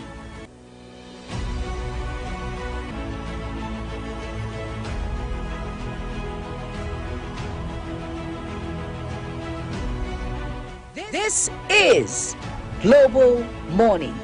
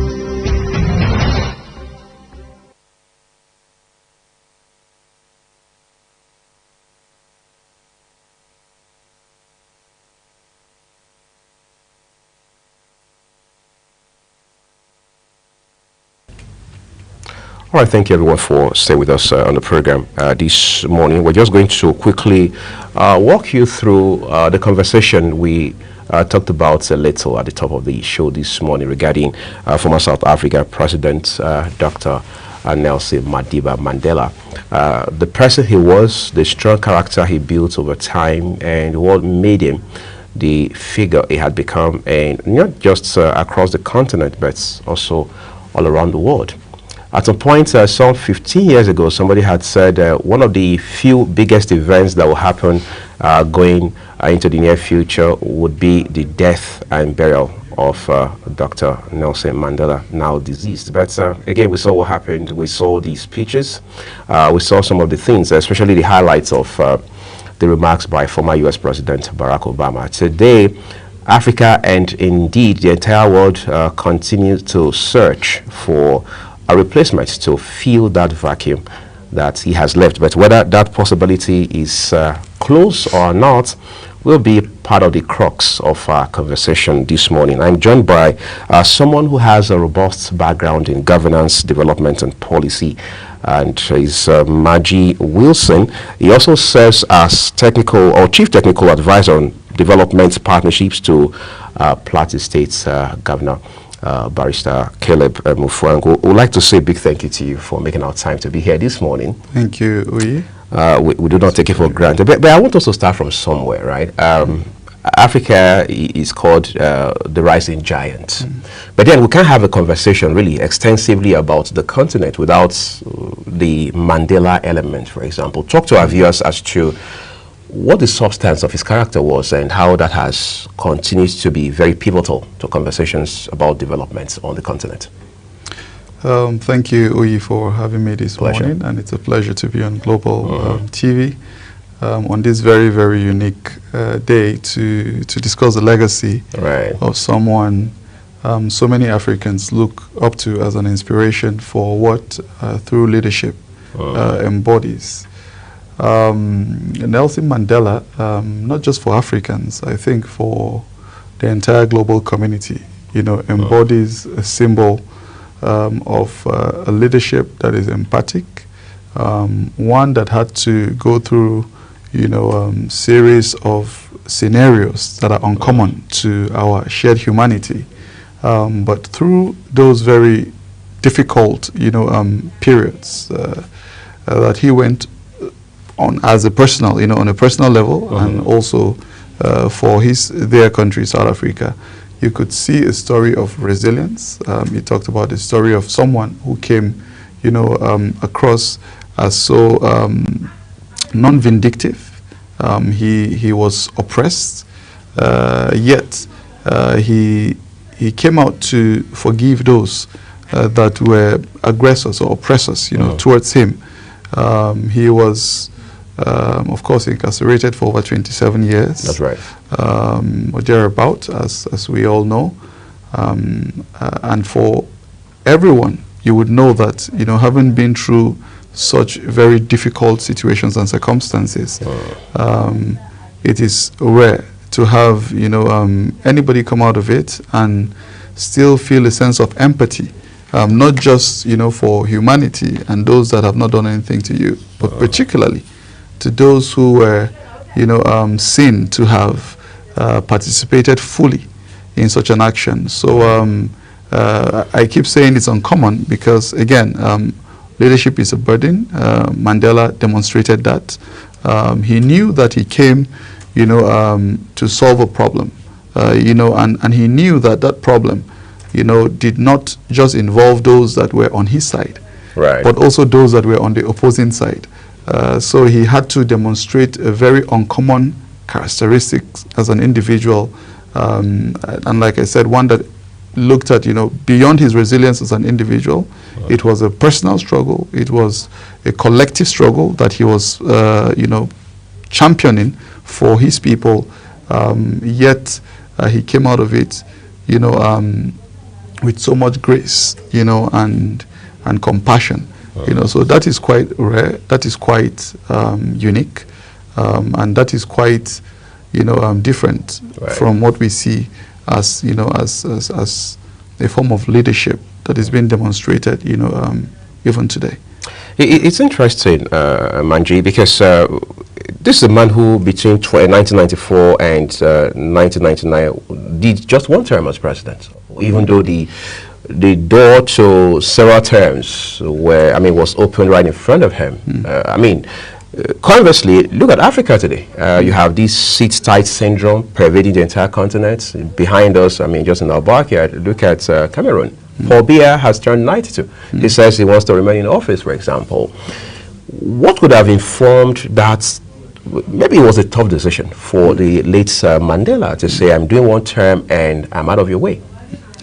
No, I think it was absolutely a tough decision. But again, it shows us what is possible, right, when it comes to leadership. And I'm quite grateful that he, took that decision, because oftentimes you find leaders in elected positions, come up with excuses that, this term that I have is not sufficient.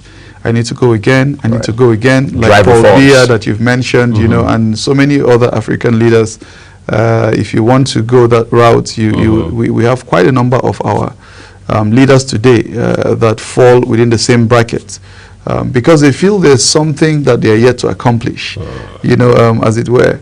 But like we always say, you need to know when it's time to, leave the stage. Right.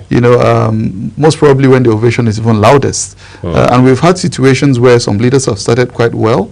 They get those extra terms, and eventually that legacy that they are trying to build gets watered down, because somewhere along the line something gets amiss.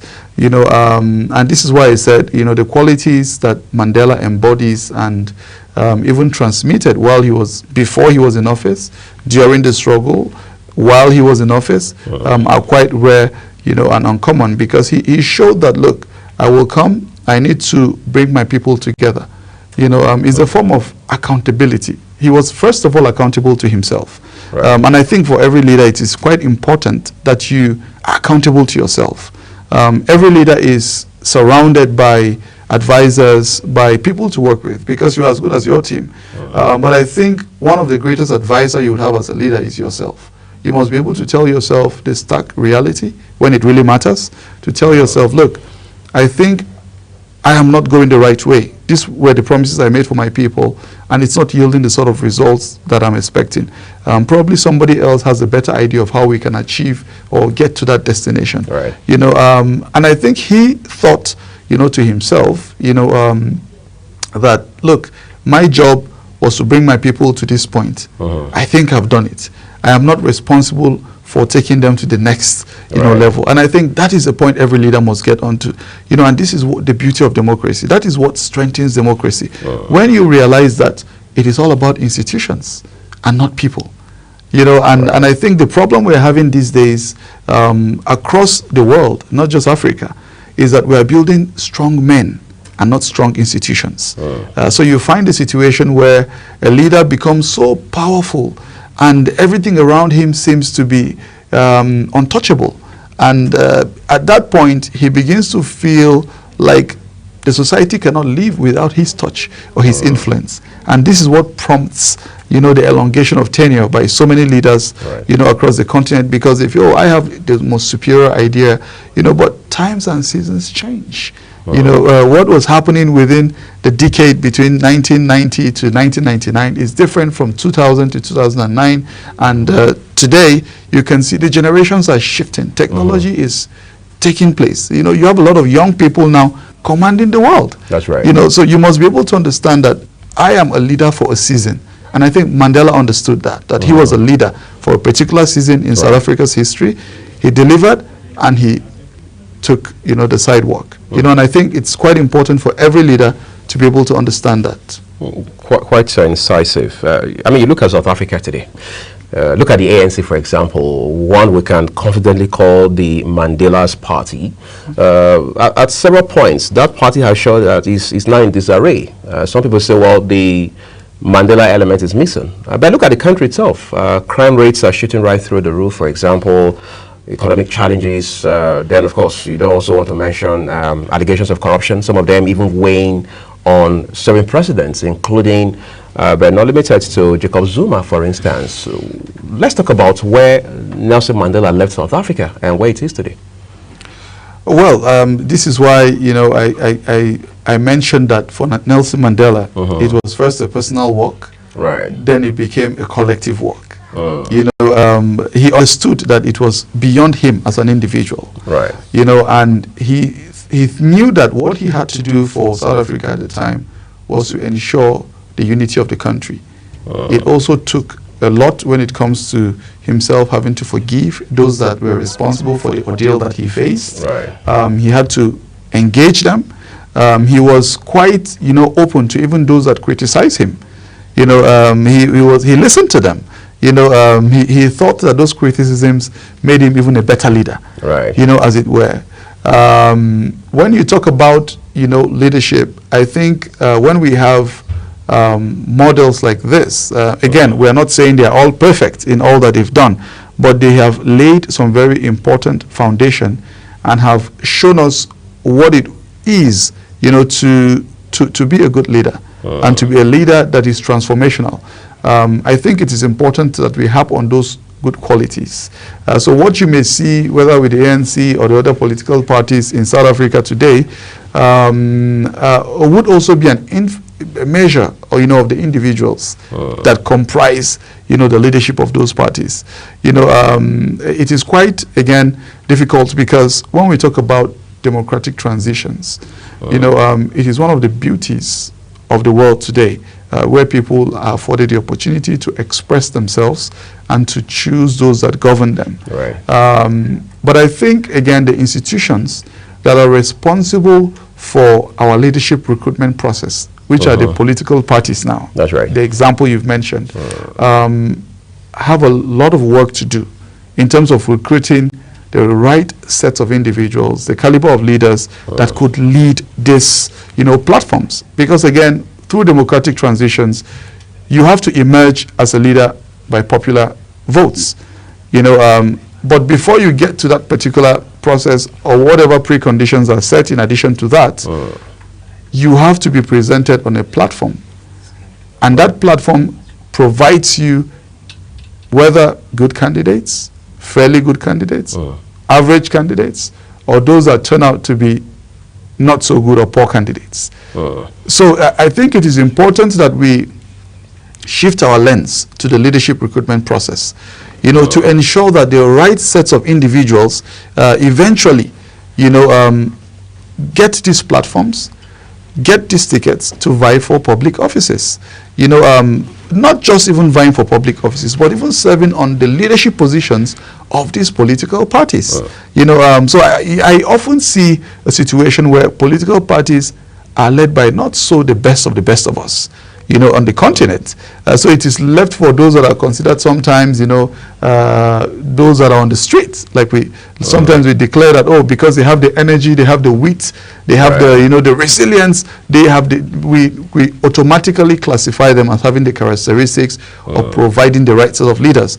And when you leave it at that, some people that should have the potential of vying for offices sort of withdraw sometimes, you know, and eventually you do not have, you know, the right quality of individuals to present to vie for public offices. And when you are left with those options sometimes, you eventually have, you know, leaders that would not, you know, emulate those characteristics of, you know, qualitative leaders or transformational leaders like we are looking at today in the person of, you know, Mandela. Okay, so there are people who say, well, if South Africa can't lead Africa from point A to point B, and Nigeria also, I mean, the big brother and the giant of the continent can't also play that role effectively, maybe we should turn our attention to East Africa for a second. Look at Kenya, look at Rwanda, for example. They particularly cite the example of Paul Kagame and stuff like that. So what hope there is for Africa in terms of leadership? You know, I was having a conversation with someone just 2 days back, and we were talking about the same thing. Right. You know, and coincidentally, the example you brought, you know, the person also cited it. You know, and we're increasingly hearing, you know, a lot of opinion on the streets, you know, by people saying, oh, look, what we want is, we want some form of benevolent leadership, benevolent dictator, you know, because they feel that, you know, people are very difficult to govern. Right. You know, and I must say, to some extent, you would agree with me, Uyi, that the most very difficult, you know, thing to do is to govern people. Right. Because when you set rules, regulations, and standards, it is easy for people to break them because they do not want to, you know, follow, you know, those rules. But again, it takes a principled leader. It takes a principled leader. Now, if you turn your lens to East Africa, you can see what is happening in Kenya today. Right. There is an outcry by the people, and it has happened in North Africa. It's happened in West Africa. It happened during the EndSARS protests in Lagos. Look at what is happening with our neighbors, you know, Mali, Burkina Faso, and so many countries in West Africa as well, where today there has been a complete, you know, set aside of democracy, and you have the military junta, you know, ruling. You have so many, you know, presidents. Paul Kagame that you mentioned has been in office for over 2 decades now. Right. You know, and all of that.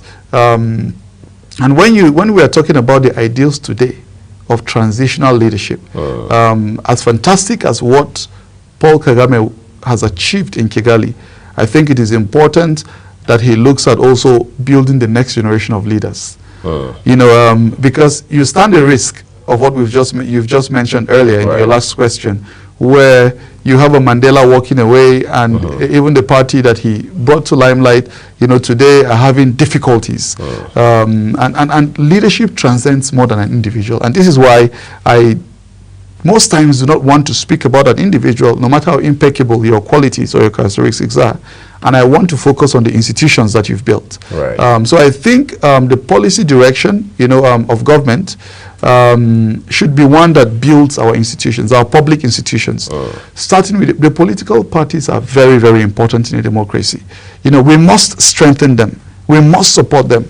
We must provide them with the lever that they need to be able to open up to us, you know, the best of us to serve in public offices. Being elected is not a thing of, you know, showmanship. It's a point of service, and we must get there. You know, we must be able to understand that. Mandela understood that. You know, I don't know how many of our leaders on the continent today have the same understanding.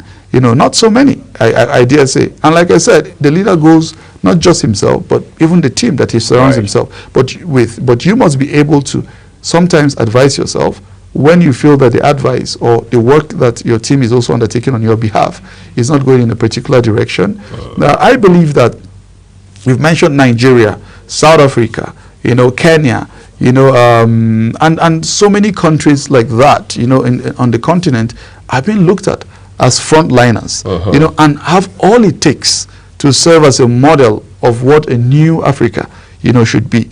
And there is so much expectation on Nigeria, on us as a country, on South Africa, on so many things and policies and programs. The AFCTA, for instance, at some point we are waiting for, also Nigeria to make, a decision. But you can also understand that we have a lot of challenges, migration, connectivity, access, That's right. to our countries. But so it's not even about a single country, on the continent. I believe that it is important that we look at the entire Africa, as one family. Right.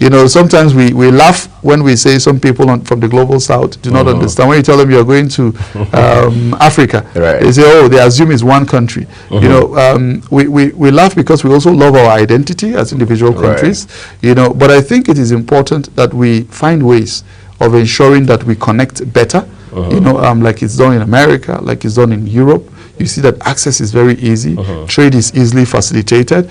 The youths are integrated. So the development of one another, one region or another, is almost, harmonized. And it is that important. So I think the leadership of that process has to be taken up, of course, by Nigeria, South Africa, Kenya, and a few frontliners, on the continent that are doing very important work, on democratic consolidation. Right. I mean, you just in passing mentioned a few models that Africa probably can replicate. Let's talk about the European Union, for example. I mean, look at the EU, even though, of course, we know the baggage of Brexit also came in at some points, created its own disruption, another conversation for some other time. And then you have the tigers in Asia also doing their thing, but in Africa it's a different kettle of fish. Let's talk about it at a multilateral level, right? We have the African Union. We back at home, closer to home, we have the ECOWAS, for instance. ECOWAS again has lost 3 members for obvious reasons not too long ago. There are people who argue very vehemently that, look, the AU and ECOWAS have overstayed their welcome. We need to now rethink the ideas that birthed them in the first instance. What are your thoughts? Well, it's an ongoing conversation, and it's quite a difficult one because, again, like I mentioned earlier, you need to build strong institutions. That's right. It's not just to establish them. And what I've seen oftentimes is that we've established institutions, that we do not allow or support enough to be able to perform their mandates. And that is what I see when you mention, the ECOWAS and the African Union, in particular. I think these are very important instruments. They are very important institutions that have been created to facilitate the integration of the continent, or even the sub-region. You have the COMESA, you have the SADC, and all of the, ES, the East African EAC community, and all of that. We have those sub-regional, components that are working fairly good, because you can also imagine that most times, except for the recent occurrence within West Africa, where some of the countries are now requesting for visas, you have easy, transition, from one West African country to another with the ECOWAS passport. It's the same, I know, in East Africa. They also have the East African visa that can help you connect, the East African community. SADC, they have. So North Africa, we had, we have the regional models that are fairly, trying to establish. I know that, again, the individual countries have not capitalized on, for instance, trade and some of the barriers that are there, in terms of policy and facilitating the exchange between the countries and all of that. But I think, again, what is important is, while we have these instruments or these institutions, we must be able to empower them to function. You hear the African Union consistently grappling with the issues of finance, because member countries are probably not making their contributions towards the activities of such an important continental body, and then you have, external, partners, like the European Union and others, providing funding, which shouldn't be the case. Which shouldn't be the case. Africa is a continent not just full of potential, but full of wealth.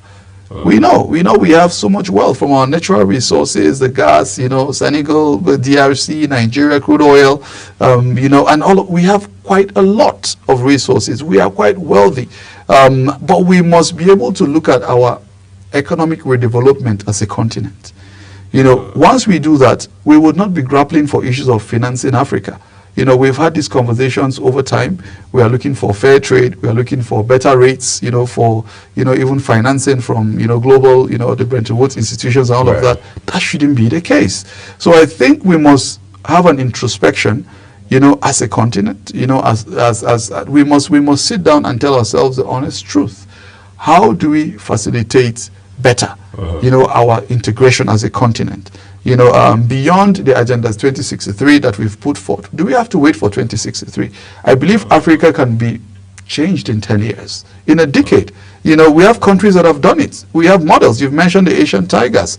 We have, once we begin to industrialize, once we look inward, there is nothing we cannot do on the continent. All the raw materials that are taken out of our continent to also develop every, form of, material or equipment or whatever we need are from the continent. How do we detail a roadmap that is not just a 2-year, a 1 year, or even a termly, because a lot of people look at it beyond, not just beyond their terms. A termly design for what we do, into a futuristic model that we are working daily. We are putting our resources where our heart is. So if we say this is what we want to do, we want the African Union to facilitate. There was a time the African Union passport was being discussed, all of that, all of those have delayed. We must be able to put our backing in terms of funding to these institutions to get them to operate the way we want them. Or like you say, otherwise, this is why some people would ask that if they are not being allowed to operate, let's just keep them aside and look for other ways, of actualizing our vision as a continent. You highlighted the Bretton Woods institutions a while ago. I mean, the World Banks and the IMFs of this world and things like that. I mean, look at the protests.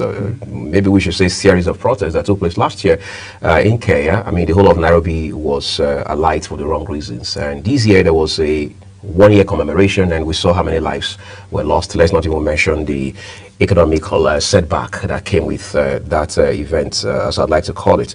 There are people who have said, look, this was directly or indirectly, again, from the influence of the IMF, for example, because we understand last year there was a big conversation at, in Congress about the issue around tax reforms and things like that.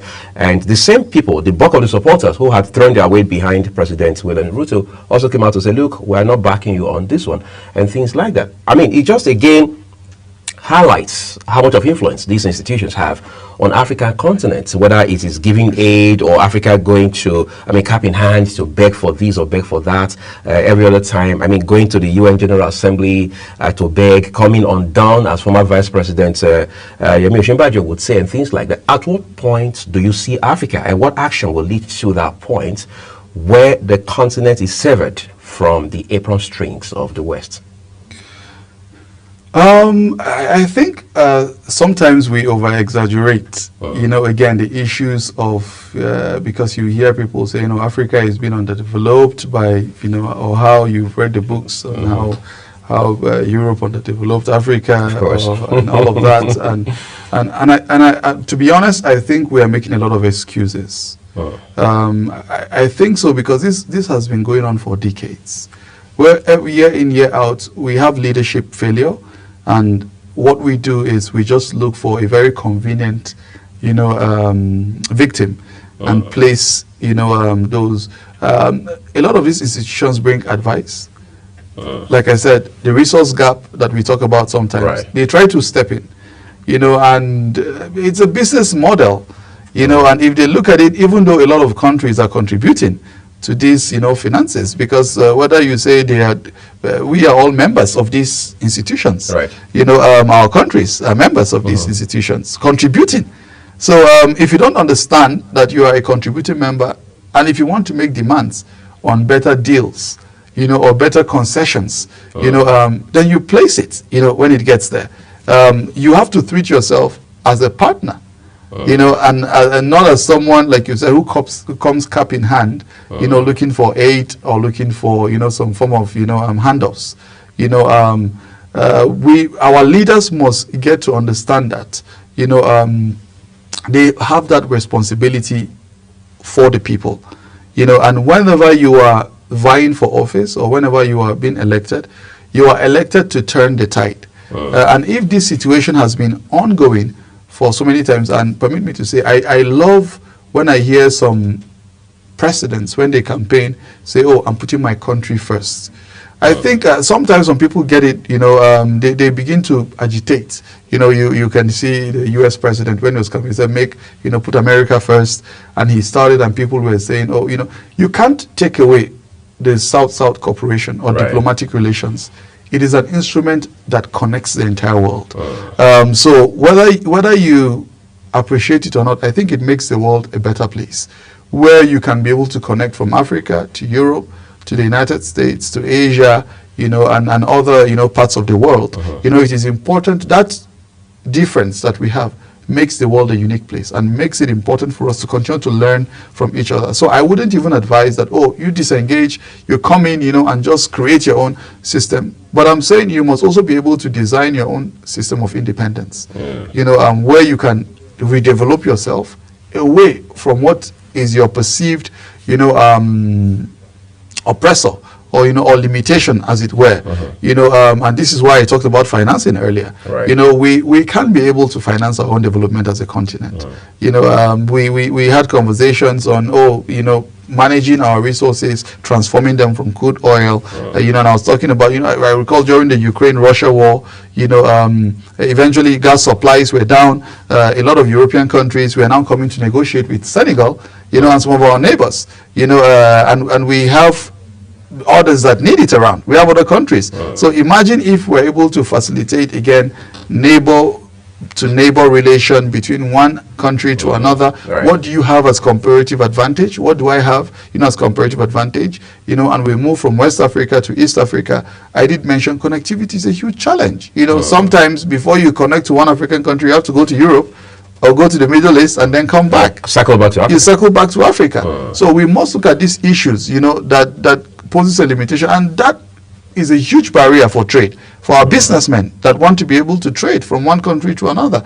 You can't jump on a plane. Sometimes even in West Africa, you want to fly within West Africa, you have to go to Europe before you come back.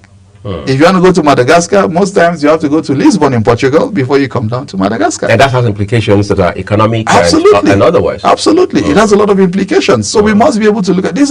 I see them as opportunities. I don't look at them as challenges. And I keep asking ourselves, where are our wealthy men? Where are our private investors that have got to? These are opportunities to put in your resources. We have a huge deficit in terms of energy on the continent. You know, over 40-50% of the continent is without electricity. Over 300 million people, you know, are without electricity. This is a huge opportunity. We're talking about renewable energy. You know, where are the businessmen? Put in those funds and you will get it back. We have a huge housing deficit. How many homes you need to build, not just in Nigeria, but in other parts of the continent? These are opportunities. So I think sometimes, that's why I say sometimes we exaggerate. We look at these things from the wrong lens. You know, rather than seeing opportunities, we are seeing unsurmountable challenges, and it doesn't help us get anywhere. You know, as leaders must be focus-driven. They must be transformational in nature, and they must be disruptive, because you have to disrupt the norm. Like I said, it's not easy. It's a very difficult thing to lead people, you know, and especially in one direction where interest lies. Because when you talk about political parties, political platforms, there are several interests. No matter how a leader emerges, there are people that will believe that he is not a leader for them and will stand in the other direction to see how they can oppose whatever policy or program you're bringing. But as long as you know that you're on the right track, you're doing what is important, you are not driven by yourself, you know, desires or your needs, but on the collective good of the people, then you must press on, You must insist that, okay, this is a trajectory we should take, and then see how you can, soldier on until you're able to achieve, what you've set for the people. And incidentally, till today, cocoa is taken out of Nigeria and a few other parts of Africa, and then we get chocolate in return. The bulk of them we are told would come from Switzerland. We see Switzerland has the best chocolate. And then you take crude away from here, Nigeria, a typical case in point, to other parts of the world. You bring back refined petroleum, right? And we have several other examples. Look at lithium from some parts of Central Africa and all of that. Like you mentioned, the resources are trapped underneath the ground in Africa. What more work, or how much more work do we need to put in to be able to, look inward, become self-sufficient in terms of having to turn the tide, maximize this potential, and just expand the frontiers economically for the continent? No, like I told you, I said I think it's not rocket science earlier, and it's not difficult. You rightly mentioned these raw, materials taken out of the continent to Europe, to other parts of the world, to Asia, transformed to various products and brought to us. I also know that there are so many countries that when such things were happening in the Industrial Revolution era, they made specific demands to say, okay, if you want to invest in this, come and invest in it within the locality. Right. I talked about policies. Let's take, for example, the mineral legislation in Nigeria. You see that minerals are on the exclusive list of the federal government. Obviously. And we have so many states that have a lot of minerals, but have no control over it. So you have a lot of externals, people coming from all over the world to mine, extract, and take these things out of the country. I bet you, if we have our legislation where this mineral regulation and licensing and everything is taken out of an exclusive list, and most subnationals, like the states, like we call them in Nigeria, are brought in as players, are allowed to play in that space and manage that space, you would realize that there's a huge competition on development, because there will be access to more resources. And even if you want to pilfer from public resources and you see that your neighbor is doing better, your people will begin to demand. Right. So it's an accountability. You would see that the people will begin to ask, what are you doing with our resources? We see that your neighbor over there is building these industries, he's having these things refined, he's doing that. It seems there's something wrong, or in our own location, because obviously either you are not getting the same or somebody is taking it away. Right. And that will prompt, competition, a very healthy competition from one subnational to another, for development. Everybody would look inwards to see, what do I have as a comparative advantage? And like I dare say, Nigeria is so blessed. Some states have over 20 minerals, very viable minerals, well sought after all over the world. And when you look at value addition, if you play in that space, the moment if you take one of the minerals, for instance, and you sell off as raw materials, probably per ton may just be $200. The moment it's refined into various products, you would have 10 times that in terms of value. So imagine what we are losing in terms of revenue, in terms of taxes even.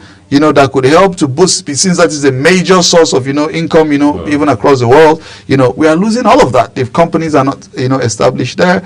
Our own local people that play downstream are not empowered. There is no value addition. And eventually, even the little resources we have to pay for higher products, when they come back. So I think, again, we must have a very honest and a very hard conversation as leaders on the continent.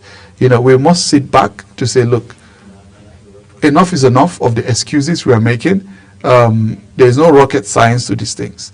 The models for development has been set. You go to Asia, you go to the Middle East, you see futuristic advancements. You've seen how they've done it. And this is why I said it took some people 10, 15 years and they've transformed. If you go to some countries today, they are building new cities. You go to Qatar, when they were about to host the World Cup, it took them 10 years and they built an entirely new city. If you go there, you're not going to believe it. An entirely new city in 10 years from sources of funding they get from gas. And some countries in Africa have a lot of it trapped or being flared up. You know, we've flared these gases. And that is one of the major sources of income for Qatar. So visionary leadership is missing. Visionary leadership. Visionary, decisive leadership. You know, because again, like I said, in a democratic setup, when you look at some of these countries again, they don't operate the democratic setup we're talking about. So the leader makes certain decisions. In a democratic setup, there are set rules that you have to play by. Right. You know, but I think that we can be able to fast track. Because the rules and the laws are made for man. If you realize that one of the legislation is a hindrance to your development, I think there's a room for adjustment. That's right. This is why there's consistently the constitution review process, you know, or you're looking at it, which of the laws, and I think such processes must be devoid of self-sentiments. You know, we must take away self and look at the collective good of the people. This is what Mandela did. He looked at his journey beyond himself. It was a self journey of resilience, determination, transformation, but it was also a collective one. He knew that he had a weight of the people behind him. You know, he had to carry them and he had to move them to a particular destination. And this is what leaders, true leaders, transformational leaders, you know, look forward to and try to do at every instance. All right, I'm going to draw on the term, I mean, that phrase, democratic setup that you talked about a while ago, because elections are very vital, in fact, fundamental to the system of government that we run in Nigeria, and same for several other countries across the continent. But we'll talk to you about all of those and also look at how we can continue to tweak our laws in light of realities that we grapple with now as a nation and as well as a continent going forward. We'll unbundle that for you behind this short break. Please don't go away.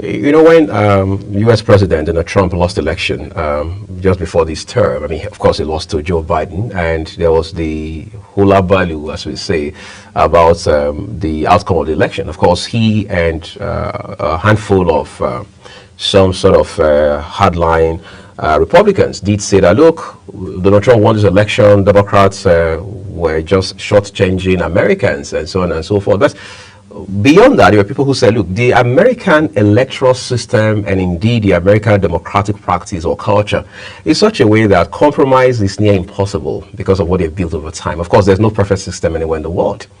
Today, Nigeria says, well, it's practicing democracy, federalism, presidential system of government, and what have you. On the contrary, there are analysts, I mean, brilliant experts like yourself, who have said, look, democracy is not working for Nigeria, and ditto several African countries. Do something more indigenous. Do something that aligns with your realities and peculiarities. Where do you stand in all of this? I wouldn't say democracy is not working for Nigeria outrightly. And this is why I talked about institutions. That's right. So I may say that our democratic institutions, you know, are still evolving and need the sort of support, you know, that they require to be able to stand strong and firm. You have given an example of the American system, but you also remember the insurrection. That's right, the January 6th episode. You remember the January 6th episode, you know, that happened. And you could also realize that there were so many accusations and counter-accusations of, you know, the meddling into the elections. And people were saying, oh, you mean this can happen in the American system? You know, and the beauty of all of that is that it showed what you have rightly mentioned, that there is no perfect system anywhere, you know, in the world. Elections are the bane of our democratic life. You know, they are foundational. And I see a lot of times where we make a lot of mistakes, which is what I said earlier, that, you know, our leadership recruitment process is very, very important. Where people do not realize the importance, you know, of elections and, of democratic governance. So they focus only on the elections. After elections, everybody retreats and begins to think about the next election. But there's a whole process before the next election. That's right. Governance has to set in. Where is the place of social accountability? You get what I'm talking about? And sometimes I also say there's a thin line between activism and antagonism, because you can be an activist and sometimes before you realize you have transmuted and you become an antagonist. So rather than providing constructive criticism of how to be able to consolidate the system, you find yourself consistently, being against every single policy without necessarily assessing if that policy is relevant or not. I was in Kenya in the whole of 2022, so I saw the election as well. Right. And I would tell you, I also saw the role that the democratic institutions played. And I would say to some extent, even on Africa, we're not on the African continent, we are not. Some of our institutions are not doing that bad. It is just the byproduct or the outcome of elections sometimes. And what I always say is that elections is free and fair, or election is compromised depending on what side of the coin you are. Right. Now, for those that win elections, they always, you just go back and listen, or just look at future elections. Whoever wins election comments the process, comments the stakeholders, and then tells you tells you that everything I consider the Electoral Commission is doing fantastic. That one is. Then whoever loses tells you that the process has been compromised. There was this ill that happened. There was that there was massive rigging, vote buying, and all of that. Right. But you know what I told people? I always tell people that, look, elections really counts, even in Nigeria. Let me tell you, the vote counts. If the vote doesn't count, why would you think a politician will cough out billions of naira trying to buy votes? Doesn't he want to keep his money? Or is it because he loves you at that point? No, he's trying to sway you away from making a particular decision. They have realized that consistently, the Electoral Commission, for instance, in Nigeria, and I dare say so many other countries, are evolving, setting up, certain policies and programs and putting in place some safeguards. So what they do is, within the compromise schedule that they have, because politicians do that, they have a compromise plan. We compromise the security agents, we compromise the election workers, we compromise the main ad hoc staff, we compromise this, we compromise that. They have funds for all of that. They also have the compromise funds for voters. And then they have boots on the ground. They have boots on the ground. So if they realize that it's easy, to manipulate the election, they will just sit back and manipulate it. Why are they coughing out those monies to give to the electorates? It's because they know that if they don't do that as a scheme, there is every likelihood that they will be voted out of the system. That in itself, if you sit back and reflect on this, you would realize that the votes actually matter to the politicians. So the vote counts. So whoever comes out to tell you that the vote doesn't count, he's just trying to play a game where he's telling you don't come out, because the moment you don't come out, probably you're not going to vote for him. So you have reduced the stress that he's supposed to encounter on the day of elections. So I think that if we look at these processes, we know that our democratic institutions are on their way. They have challenges, whether the Electoral Commissions, the judiciary, but they are evolving. The compromise comes from different angles, but they are evolving.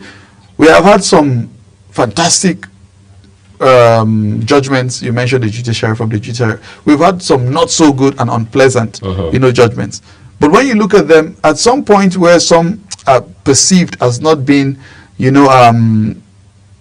well delivered, others come out a bit different. But what I've also witnessed in my years of also following, elections and transitions, is that sometimes you have also politicians, candidates, not having to put in place a very robust infrastructure that would help them safeguard the process.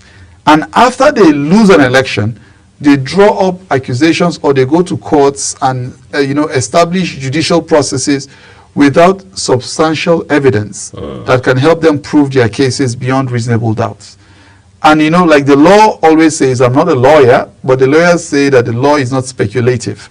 It's not going to hand you what you did not ask for. On the basis of sentiment. On the basis of sentiment. So what are the facts of the matter? The law looks at the facts of the matter and how you can prove your case beyond reasonable doubt. And we have situations where a lot of these, candidates or politicians or political parties eventually just go to courts. They put together, the lawyers, help them to put together a case. But when you look at the merit of the case, you cannot substantiate the claims that they are making. Right. And this is why sometimes, and for the common man out there, they do not know. If the common man is supporting you and you go to court and the court throws out your case, it says, oh, we have been disenfranchised. The judiciary is not working. But I also know that the judicial process, they are under high scrutiny. Under very high scrutiny. The Kenya we're talking about today, don't forget that Ruto was contesting against all odds. Right. Even his principal the president was in support of the other candidate that was vying against him. Kenyatta. Yes, absolutely. He was in support of Raila. Right. At the time. The elections came out eventually. The votes came out, but one thing I loved about that particular process was the timing for the adjudication of that process. That's right. They had 14 days, and they had to deliver, and immediately he had to be sworn into office. So they looked at the case within that 14 days immediately. It didn't take quite a very long. This is why I said there are examples for us to learn. Right. The litigation process here in Nigeria, what it takes from the tribunal down to for a case of a president. Rigorous and long drawn out. Courts, then you go to the Supreme Court, for a governor, for instance, and it takes over 8 months. You're in office, but you're still struggling with whether your mandate is legitimate or not. So it takes away that period of governance where you should be focused on delivery, for the people, and you're not even sure that you will be in office the next moment. Right. So I think such models where we look at the timelines for processes, to be consolidated upon lessons learned, we could have that peer exchange, which is what I'm saying, from one country to another. How do we put together, a process that helps us, to strengthen our democratic institutions? And I know that, for instance, when it comes to elections, the electoral commissions, different stakeholders,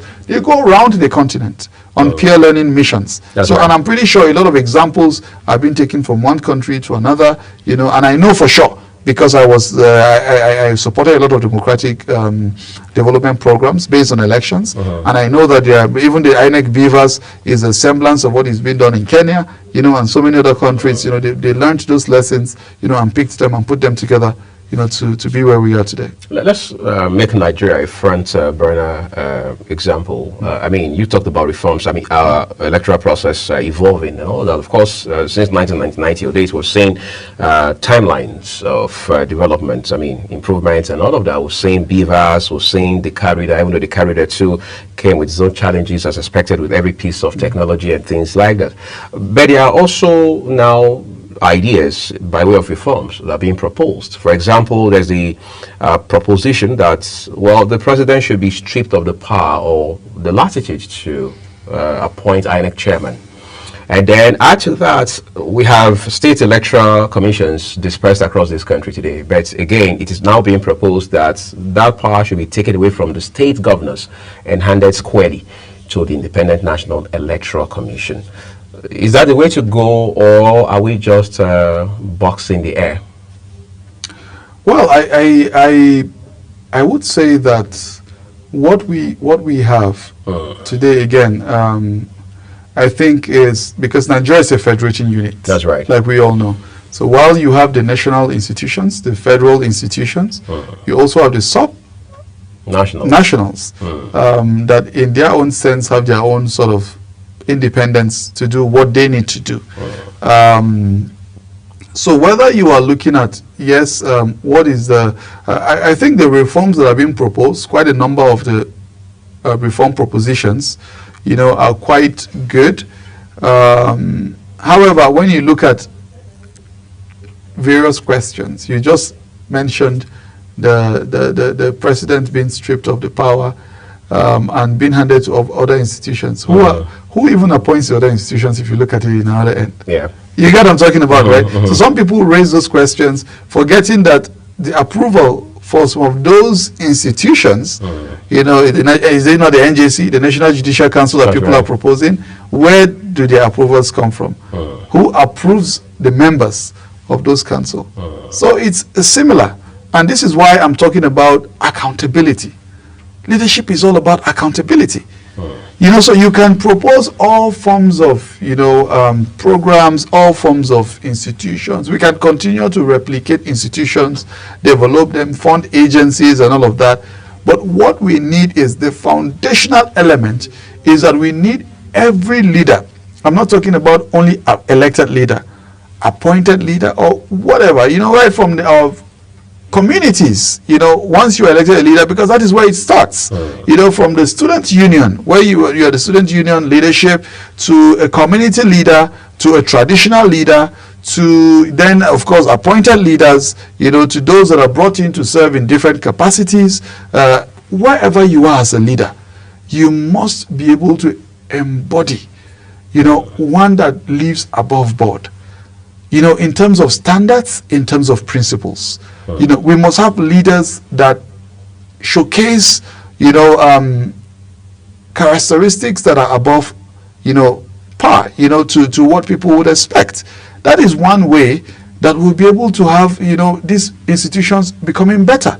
You know, so you can continue to transform. We can decide who nominates or whoever. For me, it's not even an issue that I want to even bother, or who conducts an election or whoever, whether it's the state governors or is the president or is the electoral commission or is the state electoral commission. If they decide they want to do the right thing, they are going to do it. You know, if they decide they're not going to do the right thing, they're not going to do it. You know, so when you read one person of the power, eventually are giving it to another person. Another human being. Another human being. You know, so why don't we focus on building patriotic individuals that would say Nigeria belongs to all of us. We are stakeholders in this country. If this country fails, we have all failed. What is the hope of my children? What is the hope of our children, our grandchildren, the generations to come? Are we going to hand over to them a country that is still in need of so much repairs or is in disrepair? Or are we going to help them to develop and move on from where they are today to where they ought to be, or where we ought to be as a continent? That is the deeper question. You know, and I think that is why the significance of the conversation around Madiba today and what he embodies, you know, is quite germane, you know, because we have to look at it, you know, what do we do as leaders? Come in, play our part, make the difference, create a legacy and move on.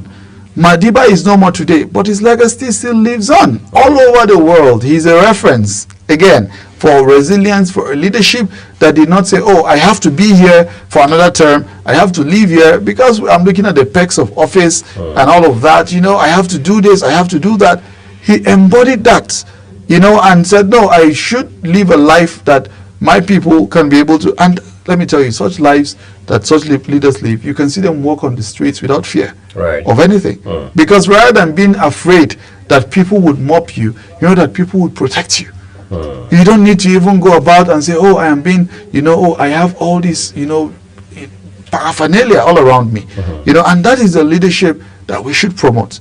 Now we are promoting a lot of leadership that are idolistic, that have become idols, that have become untouchable. A little wonder nobody would want to leave office. If I'm going to be in office and I have all of these things, the motorcade, all of this security, I have a life that, you know, is above board without, why would I want to go back and live an ordinary man's life? You know, where nobody cares about me, where I don't have to, you know, wield so much power, or I go somewhere and I shunt, you know, processes, I shunt queues and all of that. Why would I want to do that? I run the red lights. I run the red lights, you know. I set the rules. I say if you run the red lights, you should be charged, but I run it, you know. I run it conveniently, you know, and I'm not even bothered. Why would I want to, you know, it's we have to become disciplined. I think we're making a lot of excuses. These are very, very simple things. You know, we need to put together structures. We need to put together systems.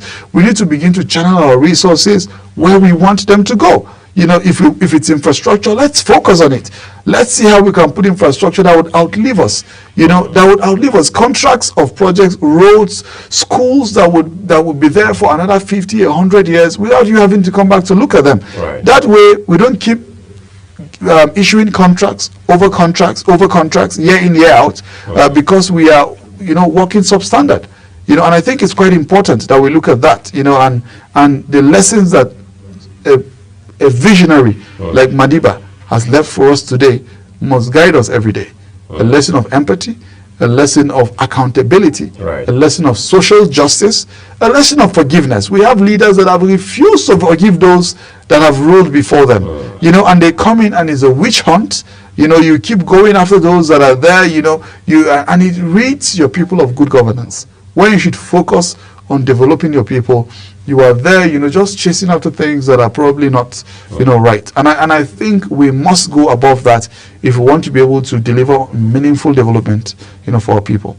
All right, great. Let's take another break. This time it will be the last break in the course of this conversation this morning. When we return, we'll spend another 8 minutes talking about young people and leadership across Africa. The last 1 to 2 decades, the conversation again has revolved around inclusive leadership, how that the mantle of leadership must be passed to the next generation. The late Madiba did start very early, putting several decades of his life into public service in a way that was remarkably selfless. Now that he has passed, do we have that culture still running? Do we have that sort of thinking? What happens with the next generation of leaders now that we have so much of seat-state syndrome across the continent? We will unpack that for you shortly. Stay with us.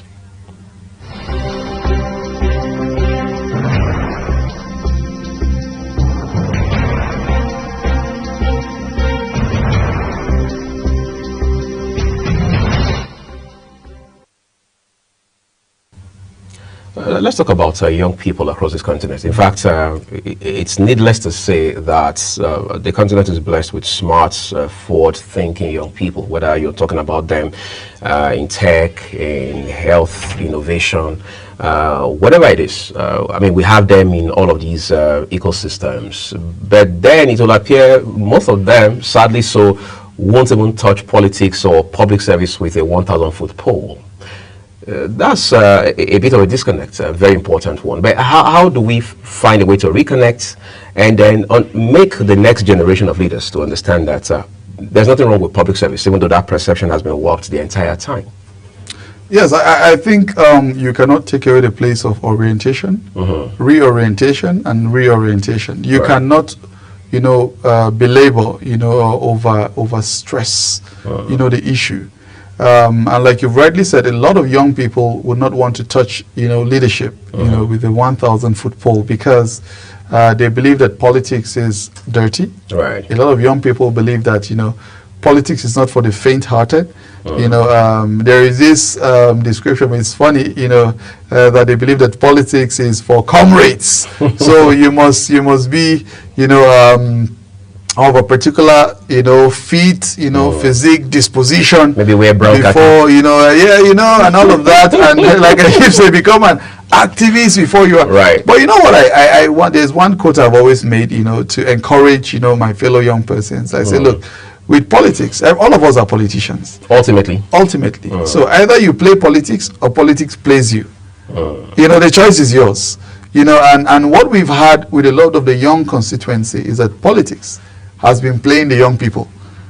You know, so because young people have been on the sideline for way too long, if you look at a lot of our countries, you mentioned Madiba started early. It's not just Madiba.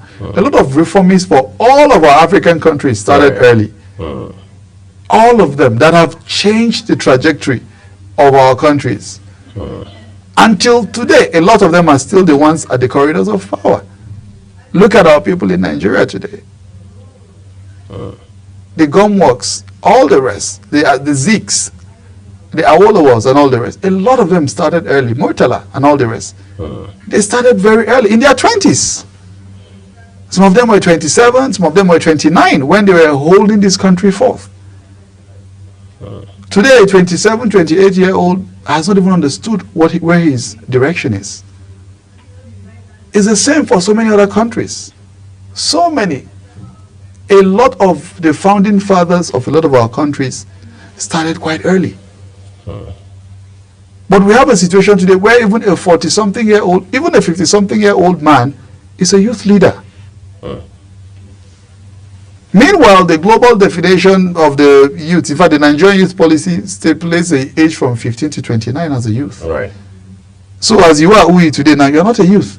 But I bet you, if you go to some public services, they will tell you, a very small boy, just go and, since you're into media, right? Go and become a social media assistant. Right. They leave you there. SSA. No access, you can't be able to deliver, you know, you can't be able to... Or bring value to the table. You are seen even as a threat. And this is why, you know, while we are reflecting on Madiba, you know, we lost our immediate past president, President Buhari, and you must give him, you know, his flowers as well, because he passed the not too young to run bill in Nigeria. You know, and this was a very important bill that reduced the age for young people to at least have access to the ballot. And after that, we saw a lot of young people emerging into some offices, you know, as it were. So as you're looking at legacies of leaders, what do you want your leadership to? And I saw a lot of young people that were part of that process, you know, in the past few days when he passed on, you know, sharing their memories and at least celebrating that feat to say, look, Mr. President, you are gone today, but we remember that you are the one that opened up the door of access for some of us young people to be able to compete and put ourselves forth for public service. And this is what we are talking about. This change or this transformation starts with some important little steps. You know, young people are very, very eager. A lot of young people are willing. You've talked about how young people are transforming the tech ecosystem. A lot of unicorns are here in Nigeria. You know, look at what Andela is doing. Look at Flutterwave. Look at Paystack. Look at Money Points. Look at what is OPay, all the rest. Look at what they're doing. Fintech is transforming the world. These young people are billionaires today without having to touch a penny from public coffers. When they come to office, whatever you are, there's no attraction to public office for them. So these are even the young people you need to put forth to say, look, you've done it in your public space. Today we have, I think, a Minister Bosun, who also did a lot of stuff, you know, in the tech space with CC Hub and all of that. He founded it, has been transforming that space. Today he came into government and is trying to do what he will do in that particular space. This is what we are encouraging. A lot of young people out there that have shown a difference and have shown commitment and are providing real life solutions to our people. Bring them in, mentor them if there are any gaps politically, because again, politically they will say, oh, you need to be a member of the grassroots, you need to do, if there is anything they need to learn, teach them, but give them that opportunity. Provide them that opportunity and you'll be able to see the sort of meaningful contributions that will make. Sanitize them. Look, politics is dirty or clean just depending on the players. You don't expect me today with, you know, the sort of work I'm doing to go into politics and play dirty.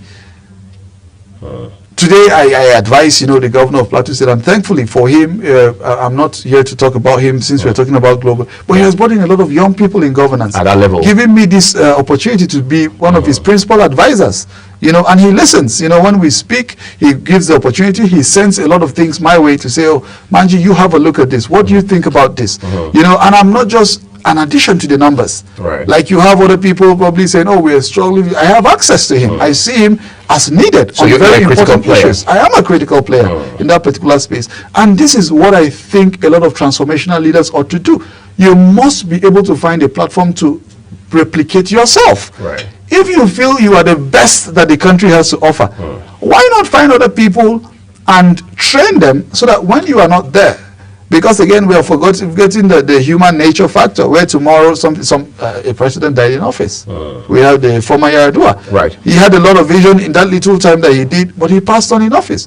So imagine if he had a mentorship program of so many young people that he was developing. Some kind of succession plan. We need that kind of plan. We need our leaders to begin putting in place mentorship programs for young people. Identify those that have the skills. I'm a member of the Mo Ibrahim Now Generation Network of young leaders across the continent.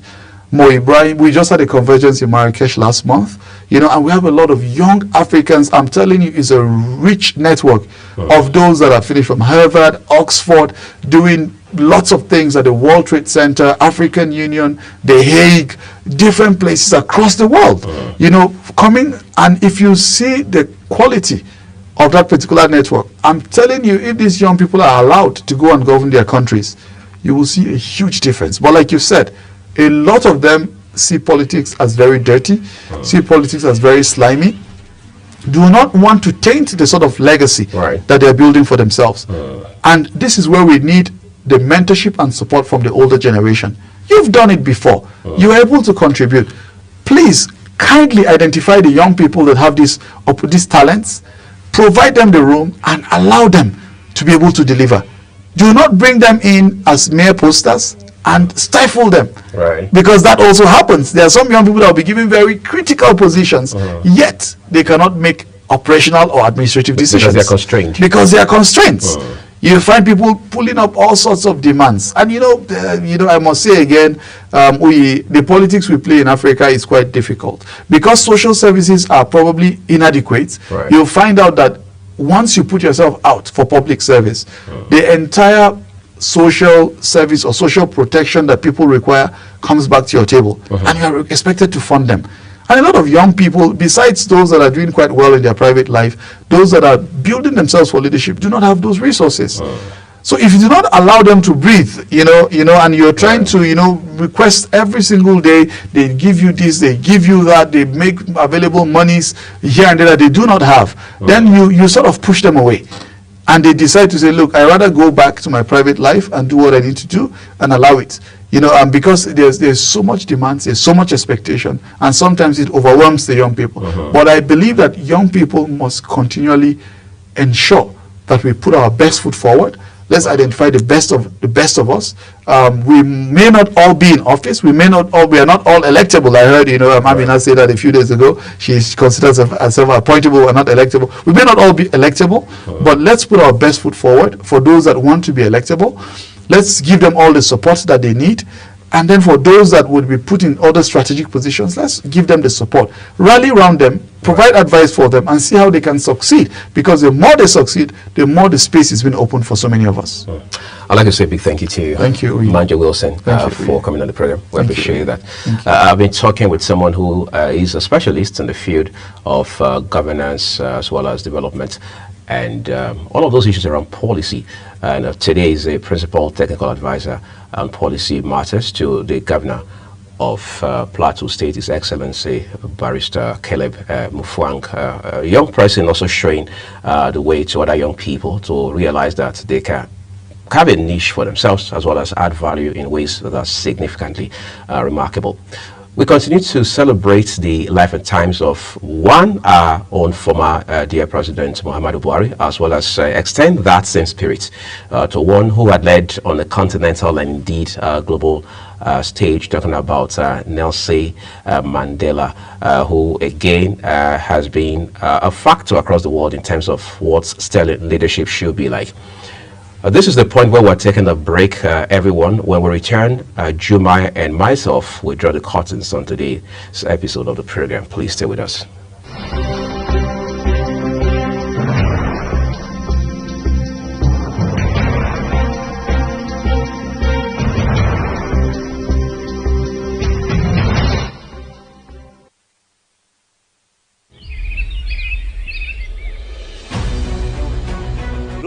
Is your top morning show here on Global Television. We bring you fresh news updates daily while delving into a variety of current affairs and topics. And at the same time, keeping you well informed about important events, both national and international. Global Morning serves as a valuable source of information, helping viewers like you start your day well informed. Stay connected from Monday through Sunday to a wide range of latest news making rounds on Global Morning. What is your problem? What's your problem? We're on the road to protest. And the president meets all of our demands.